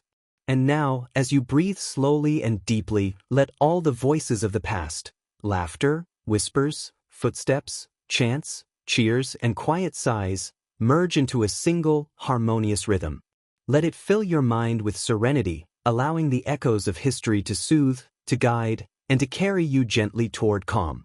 Drift deeper with every breath, surrendering fully to the hush of the ages, the cool shadowed corridors, the warmth of hearths long extinguished, and the wisdom of lives lived and remembered. Here, in this meditative space, time softens, history folds into reflection, and human experience, with all its complexity, beauty, and quiet mystery, becomes a lullaby. Let it cradle you, gently rocking your thoughts, easing your mind, and guiding you into the deep, peaceful embrace of sleep. Breathe, and let the centuries whisper you into calm, soft, and dream-filled slumber. Let us drift further into the subtle rhythms that thread through human history, the quiet pulse that beats beneath the surface of survival, celebration, and reflection. Across time, humans have sought ways to endure the harshness of life, to connect with one another, and to honor forces greater than themselves.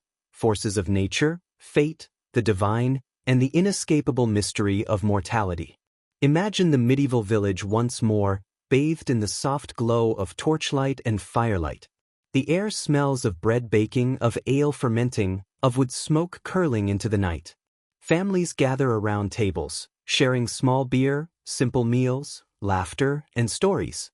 These gatherings, though ordinary, are rituals, daily ceremonies of sustenance, safety, and connection. Through them, humans learned not only to survive but to celebrate the fragile gift of life. The clink of wooden mugs, the murmur of conversation, and the quiet laughter of children echo softly, as if weaving themselves into the very stones of the village, into the memory of those who lived there. Now, let us glide into the sacred spaces of antiquity, where desire and devotion intertwine. In homes, temples, and hidden chambers, love magic is practiced with reverence and caution. The ancients understood the delicate balance of human hearts, that longing, obsession, and affection could inspire greatness or sorrow. Rituals of love were crafted to channel emotion, to seek harmony, and to attempt mastery over forces beyond comprehension. Every whispered incantation, every carefully chosen symbol or ingredient, carries not only intention but the weight of possibility. Here, humans confront their deepest desires and fears, recognizing that the heart, like life itself, is fragile, unpredictable, and sacred. And beneath the bustling streets of Paris, the catacombs extend like an endless river of shadowed reflection. Walls of bones rise with quiet dignity, arching, spiraling, and stacking with careful precision. Every skull, every femur, every carefully arranged chamber whispers a lesson, that life is transient, that memory endures, and that even in death, intention and artistry matter. As we move through these silent corridors in imagination, feel the hush pressing softly against your consciousness, a gentle reminder of the enduring human need to order, to honor, and to remember. Across all of these moments, the medieval tavern, the ancient ritual chamber, the shadowed catacomb corridor, a pattern emerges. Life is sustained through shared experience, through careful observation, through ritualized acts that connect body, mind, and spirit. Desire and reflection, sustenance and celebration, mortality and memory, all intertwine, forming a subtle rhythm that flows across centuries. It is the quiet pulse of human existence, the cadence that guides survival, connection, and understanding. As you breathe, allow this rhythm to fill you. Imagine the warmth of a hearth in the village blending with the flickering candlelight of an ancient ritual and the cool stillness of stone in the catacombs. Feel the heartbeat of humanity moving slowly, deliberately, across time, carrying with it lessons of connection, reverence, caution, and wonder. Each moment in history, no matter how ordinary or extraordinary, contributes to this tapestry, a living thread that hums softly in your mind. Let your thoughts drift with this rhythm. Imagine the laughter and murmurs of long-past taverns fading into the gentle whispers of rituals and the hushed hush of shadowed corridors. Each echo carries serenity, reflection, and a quiet knowledge that life, desire, and mortality are part of a continuous, flowing story. Allow this awareness to settle into the very fibers of your being, to calm your mind, and to soothe your heart. And now, with each slow breath, let the centuries fold softly around you. Feel the warmth of human connection, the subtle weight of history, and the meditative rhythm of life, ritual, and reflection guiding you gently. Let it carry you into deep calm, into soft contemplation, and into the serene, dream-filled embrace of sleep. Here, within the tapestry of history, the ordinary and the extraordinary merge, and the quiet pulse of humanity becomes a lullaby, inviting rest, peace, and the gentle surrender of consciousness. Now, let us settle into the final stretches of this quiet journey through the corridors of history, allowing time itself to slow, to soften, and to become a gentle companion. Across the centuries, from medieval taverns where small beer nourished body and spirit, to the shadowed ritual spaces of ancient love magic, to the silent catacombs beneath Paris, the story of humanity unfolds as a soft, intricate melody, a lullaby composed of survival, desire, reflection, and remembrance. Imagine standing once more in a dimly lit tavern. The warmth of the fire flickers across wooden beams, casting shadows that dance slowly, almost like breathing. Mugs clink softly, laughter floats in the air, and the gentle murmur of conversation hums like a quiet song. Here, life pulses in simple rhythms: nourishment, connection, celebration. In every shared meal, in every story told, there is a subtle meditation on human resilience. The ordinary acts of daily life become sacred in their repetition, teaching us that continuity, community, and care are themselves forms of quiet magic. Now, drift backward in time to the sacred spaces of the ancients, where desire and intention meet in ritual. Hear the soft whispers of incantations, the delicate placement of symbolic objects, the gentle pouring of oils and herbs. Each act is both careful and reverent, a dance between longing and understanding. These ancient rituals remind us that the human heart, fragile and complex, seeks both connection and guidance, and that the pursuit of understanding oneself and others has always been a sacred endeavor. Allow the echoes of these rituals to linger in your mind, gentle and unhurried, carrying lessons of empathy, patience, and mindful intention. And beneath the city of Paris, the catacombs remain as a quiet sanctuary of reflection. Walk slowly, feeling the smooth limestone beneath your fingertips, the hush of centuries pressing gently around you. Skulls and femurs rise like silent sentinels, arches and spirals forming patterns that speak without words. Here, death is not to be feared but contemplated, embraced as a natural rhythm, a companion to life. Every corridor, every chamber, every carefully arranged stack of bones whispers a story of care, of respect, of memory. In this hush, let your mind absorb the calm certainty of mortality and the enduring beauty of reflection. Through all of these moments, taverns, ritual chambers, catacombs, there is a single unbroken thread: the human desire to understand, to connect, to honor, and to endure. Life, desire, ritual, and mortality intertwine to form a tapestry that is both intricate and soothing.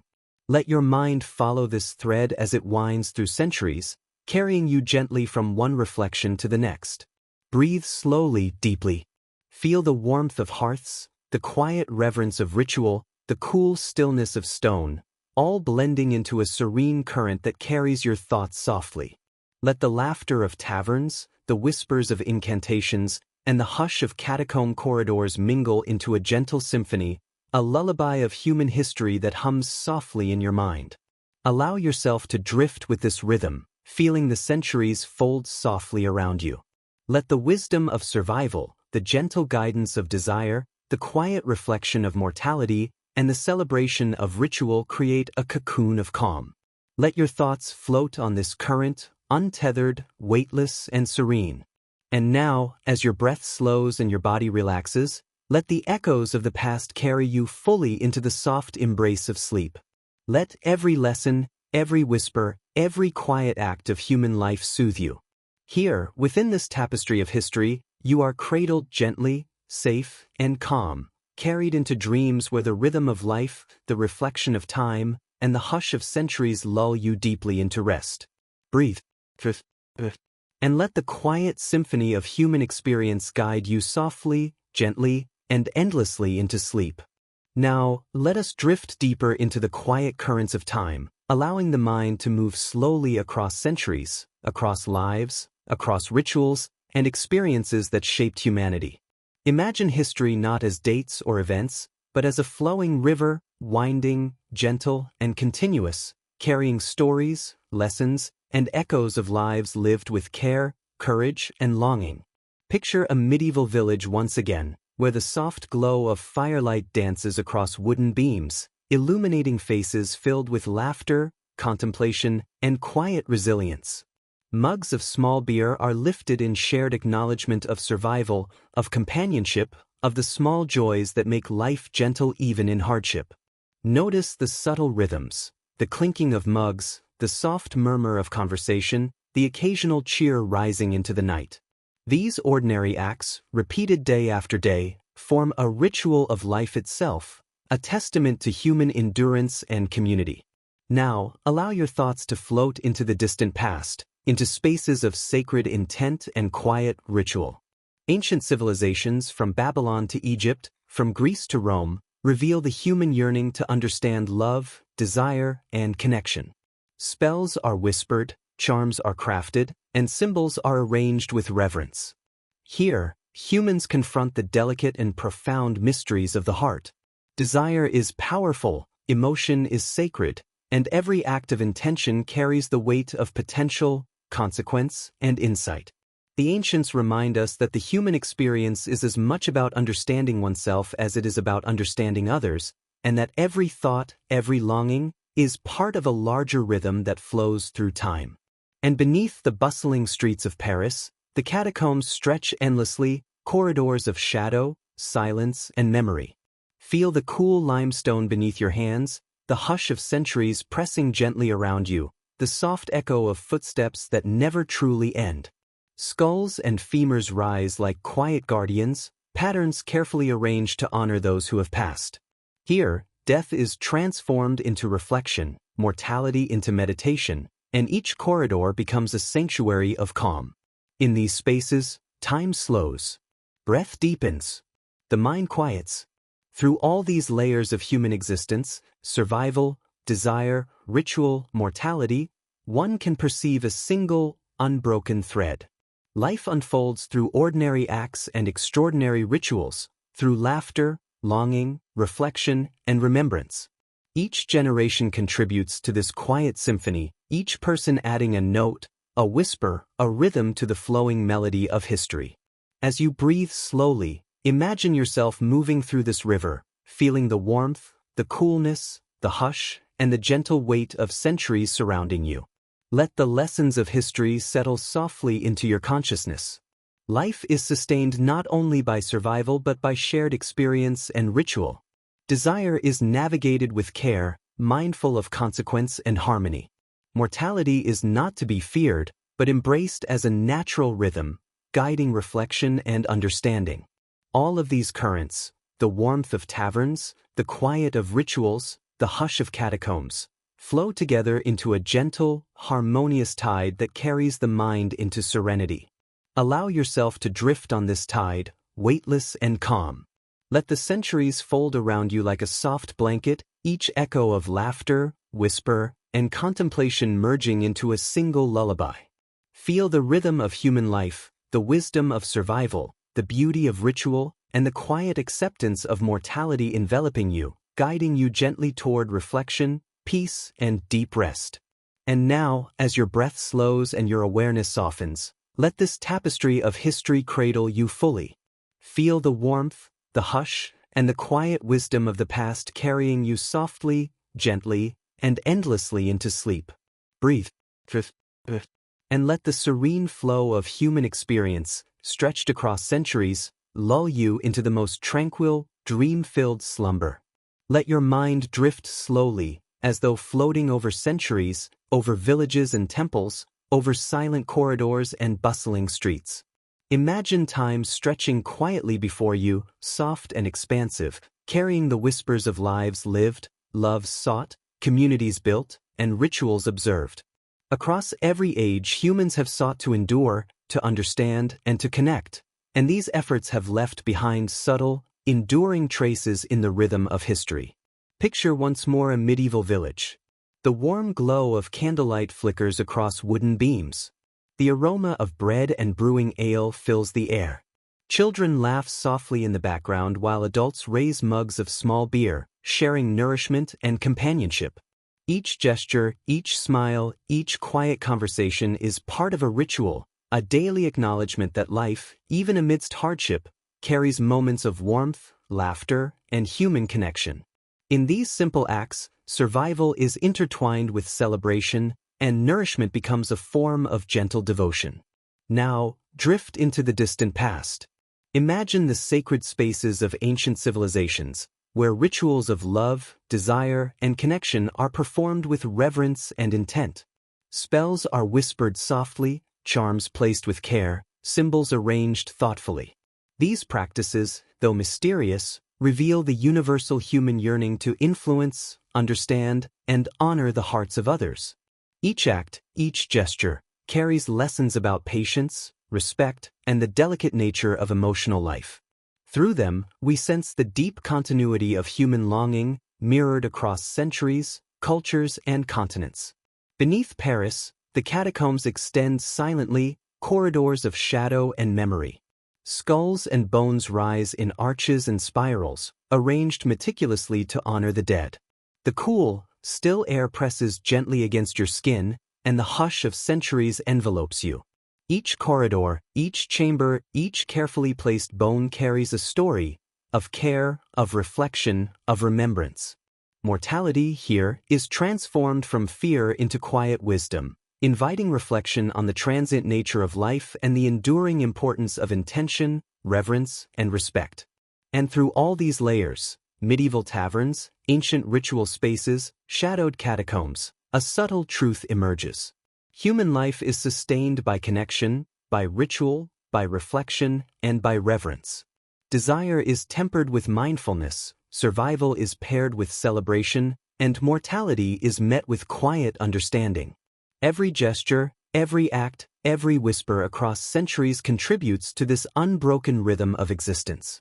As you breathe slowly, allow this rhythm to carry you deeper. Imagine the warmth of hearths, the flickering candlelight, the hush of stone corridors, and the soft laughter of generations merging together, folding into one continuous, harmonious current. Let it surround you, gentle and unhurried, cradling your mind and body. Feel the quiet weight of history pressing softly, guiding you toward calm, reflection, and serenity. Allow yourself to drift fully with this current. Let the centuries fold around you like a soft, comforting blanket. Hear the echoes of survival, ritual, and reflection weaving together into a gentle, timeless lullaby. Breathe. And as your awareness softens, let the serene continuity of human experience guide you gently into deep, restorative sleep, where the rhythms of life, desire, ritual, and mortality merge softly into dreams filled with calm and peace. Now, let your thoughts drift slowly, as though carried by a soft, invisible current through the river of human experience. Across centuries, across lands and civilizations, a quiet, enduring rhythm pulses, the rhythm of survival, connection, desire, ritual, and reflection. Each life, each act, each whisper of history folds gently into this vast tapestry, a continuous song that hums softly beneath the surface of time. Picture the medieval village again, bathed in the soft golden glow of hearth fires. Mugs of small beer are lifted, not only to nourish the body, but to strengthen bonds, to affirm community, to celebrate the quiet joys that survive even in hardship.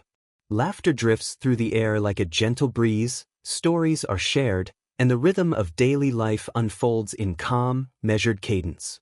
Here, we sense the enduring human need to gather, to connect, and to find comfort in shared experience. A lesson that echoes across centuries and continues to resonate quietly in our hearts. Now, move your mind to ancient lands, where ritual spaces are filled with the quiet hum of intention. Love magic, charms, and sacred gestures are performed with care and reverence. In these spaces, humans confront desire, longing, and the complexities of connection. Every ritual act carries meaning, Every whispered incantation echoes understanding and caution. These ancient practices remind us that the heart, fragile yet powerful, is a mirror to the rhythms of life itself, delicate, intentional, and infinitely nuanced. Let these lessons wash over you, softly, calmly, like a gentle tide. Beneath the streets of Paris, the catacombs stretch in quiet corridors, arches, and chambers. Bones rise in careful patterns, arranged with solemn precision, a testament to care, memory, and reflection. Feel the hush of centuries pressing gently against your consciousness. In these silent spaces, death is transformed into contemplation, mortality into quiet wisdom. Every carefully arranged skull, every femur stacked with intention, speaks of respect, remembrance, and the enduring human desire to honor life even after it has passed. Let this hush envelop you, slow your thoughts, and guide your mind toward calm.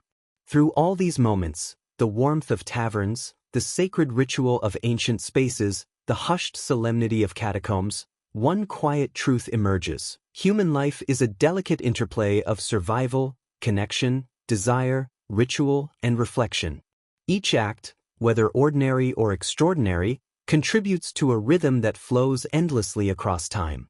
As you breathe, feel yourself drifting along this rhythm, weightless, gentle, and serene. Let your awareness expand to embrace the entirety of human history, the laughter, the longing, the quiet reflection, and the careful observance of life and death. Every gesture, every story, every echo from centuries past becomes a note in a harmonious lullaby, wrapping around your consciousness like a soft, protective blanket. Allow it to guide your mind into gentle calm, your body into relaxed stillness, and your heart into quiet serenity. And now, with each slow, deliberate breath, let the centuries fold softly around you. Hear the whispers of past lives, the gentle rhythm of daily rituals, the hush of contemplation, and the serene acknowledgement of mortality blending into one continuous, soothing melody. Let this melody carry you fully into deep, restorative sleep, a sleep filled with calm, reflection, and the quiet embrace of history itself. Breathe, and let the gentle, timeless lullaby of human experience guide you into the most peaceful, serene slumber, where the threads of life, desire, ritual, and reflection merge softly into dreams of calm and wonder. Now, let your mind drift slowly, carried on the quiet current of centuries, through the layers of human life, ritual, desire, and reflection. Imagine history not as a sequence of events, but as a vast, flowing tapestry, threads of laughter, longing, survival, celebration, and quiet contemplation weaving together in a gentle, continuous rhythm. Picture once more the medieval village, bathed in soft firelight. Wooden beams glow warmly, the air rich with the aroma of bread, smoke, and the subtle tang of brewing ale. Mugs are lifted in simple ceremony, laughter drifts like soft music, and voices hum in unhurried conversation. Here, in these humble moments, life is celebrated, sustained, and honored. The daily rituals, sharing food, raising a cup, exchanging a smile, are quiet acts of connection, binding community, spirit, and survival together. Feel the calm, gentle energy of these moments, their slow, comforting rhythm echoing softly in your mind. Now drift further back into the distant past. Ancient ritual chambers glow with flickering candlelight, the soft murmur of intention filling the air. Love magic, carefully performed, reveals the depth of human longing, the reverence for connection, and the awareness of consequence. Every whispered chant, every delicately arranged charm, embodies lessons in patience, empathy, and mindfulness. Here, desire and devotion are intertwined, teaching us that the heart, delicate yet strong, is part of a larger rhythm, a rhythm that spans generations, civilizations, and the quiet unfolding of life itself.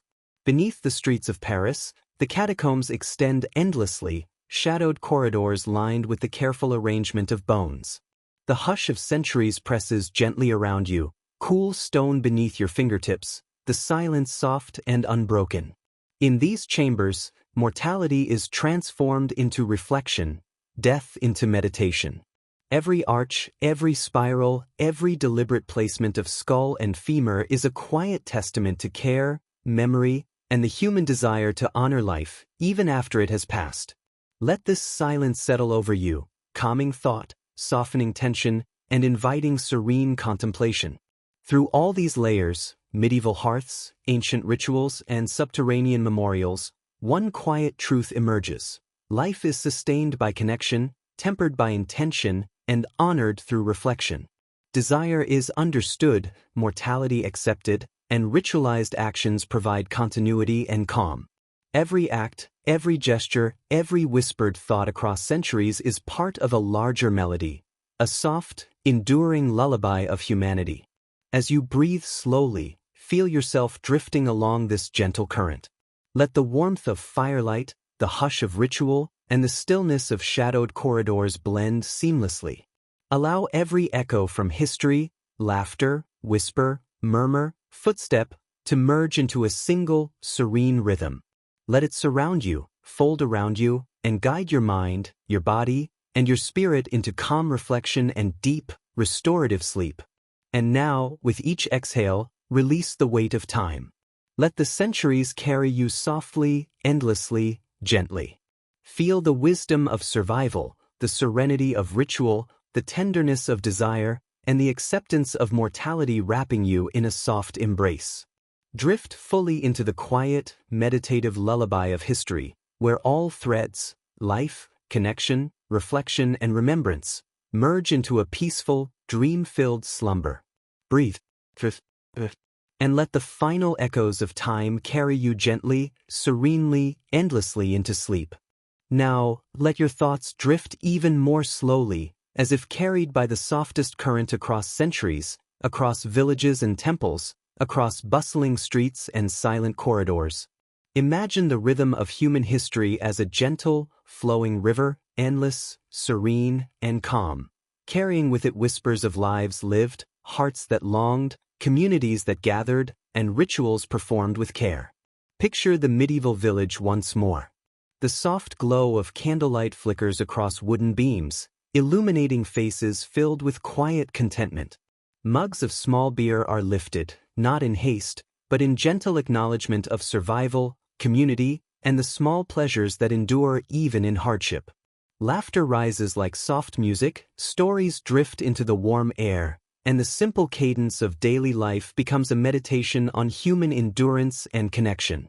These ordinary acts, repeated day after day, become sacred in their continuity, teaching the soft wisdom of togetherness, sustenance, and shared experience. Now, allow your mind to float into ancient times, into sacred spaces where rituals of love, desire, and connection are performed with reverence. Candles flicker in dim rooms, charms are placed with care, and whispered incantations float like gentle threads of intention. Here, humans confront the mysteries of the heart, longing, devotion, and the delicate balance of influence and respect. Every gesture, every act, carries both meaning and caution, revealing the timeless awareness that human emotion is powerful, fragile, and sacred. Let these ancient echoes fill your mind slowly, softly, carrying lessons of mindfulness, empathy, and gentle understanding. Beneath Paris, the catacombs extend in endless, hushed corridors. Bones rise in solemn arches and spirals, arranged with care, precision, and reverence. The cool stone presses softly against your fingertips, the hush of centuries envelopes you, and the weight of memory settles gently around your consciousness. Here, death is not frightening, it is a teacher, a guide, a quiet companion. Each chamber, each careful arrangement of skulls and femurs, speaks of respect, of contemplation, and of the enduring human desire to honor life, even in its absence. Allow this hush to flow through you, softening thought, calming emotion, and inviting serene reflection. Through all these layers, medieval hearths, ancient ritual chambers, and shadowed catacombs, a single truth emerges. Life is sustained through connection, tempered with care, honored through reflection, and guided by ritual. Desire, survival, and mortality intertwine in a rhythm that flows continuously across time. Every gesture, every act, every whispered thought from centuries past contributes to this enduring melody, a lullaby of human experience, soft, gentle, and endlessly soothing. As you breathe, feel this gentle current surrounding you. Let the warmth of hearths, the soft glow of candlelight, and the hushed stillness of stone corridors merge into a calm, harmonious rhythm. Let every echo from history, laughter, whisper, murmur, and footstep flow together into a single, serene melody. Allow it to cradle your mind, your body, and your spirit, guiding you softly into reflection, peace, and profound calm. And now, with every slow, measured breath, surrender fully to this quiet embrace. Let the centuries fold softly around you, carrying the lessons of survival, the serenity of ritual, the tenderness of desire, and the gentle acknowledgement of mortality. Drift completely into the soft, meditative lullaby of human history, where every thread, life, connection, reflection, and remembrance merges seamlessly into a peaceful, dream-filled sleep. Breathe, and let the quiet embrace of history guide you gently, serenely, and endlessly into the calmest, most restorative slumber. Now, as we arrive at the closing moments of this journey through the quiet corridors of history, allow your mind to rest fully, gently, and without hurry. Let the flow of centuries, the echoes of lives lived, and the soft rhythm of human experience settle softly around you, like a warm, comforting blanket. Imagine once more the medieval village, bathed in the gentle flicker of firelight. Wooden beams glow, shadows dance slowly on the walls, and the aroma of bread and brewing ale drifts in the air. Families gather quietly, sharing food, laughter, and soft conversation. Every smile, every shared gesture is a small act of connection, a ritual of warmth and community, of endurance and celebration. Let this peaceful image fill your mind, wrapping you in a sense of belonging, calm, and gentle reassurance. Drift now to the sacred spaces of the ancients. Candles flicker softly, incense curls through the air, and rituals of love, devotion, and reflection unfold with care and intention. Each whispered chant, each delicate placement of charm or symbol, carries the profound lesson that human desire and emotion are powerful, sacred, and best approached with reverence and mindfulness. Allow these echoes of the past to settle softly in your awareness, reminding you that connection, empathy, and understanding flow continuously through time.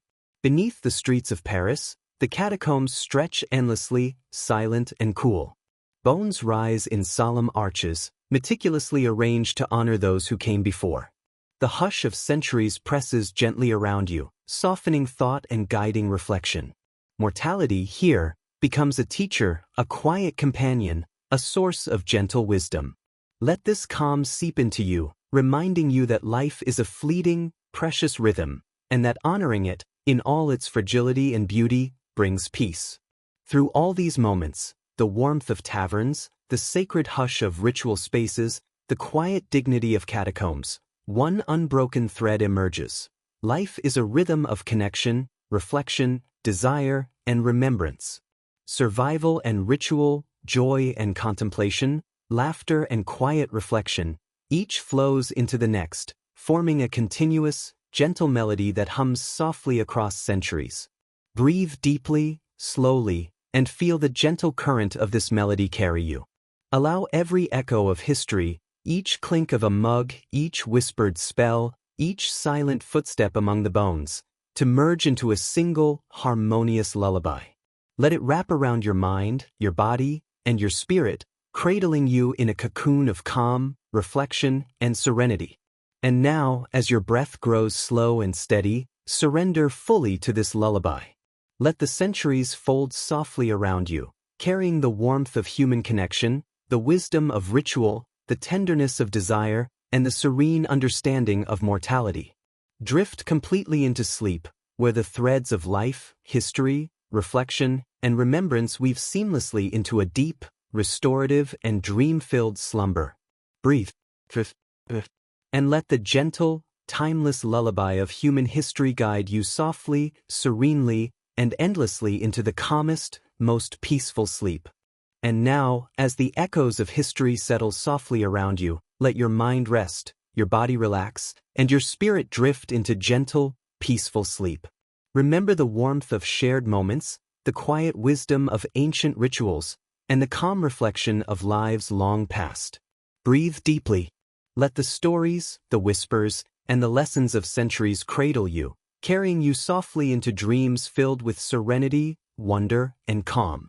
Sleep well, and let the timeless lullaby of history continue to hum gently, even as you rest.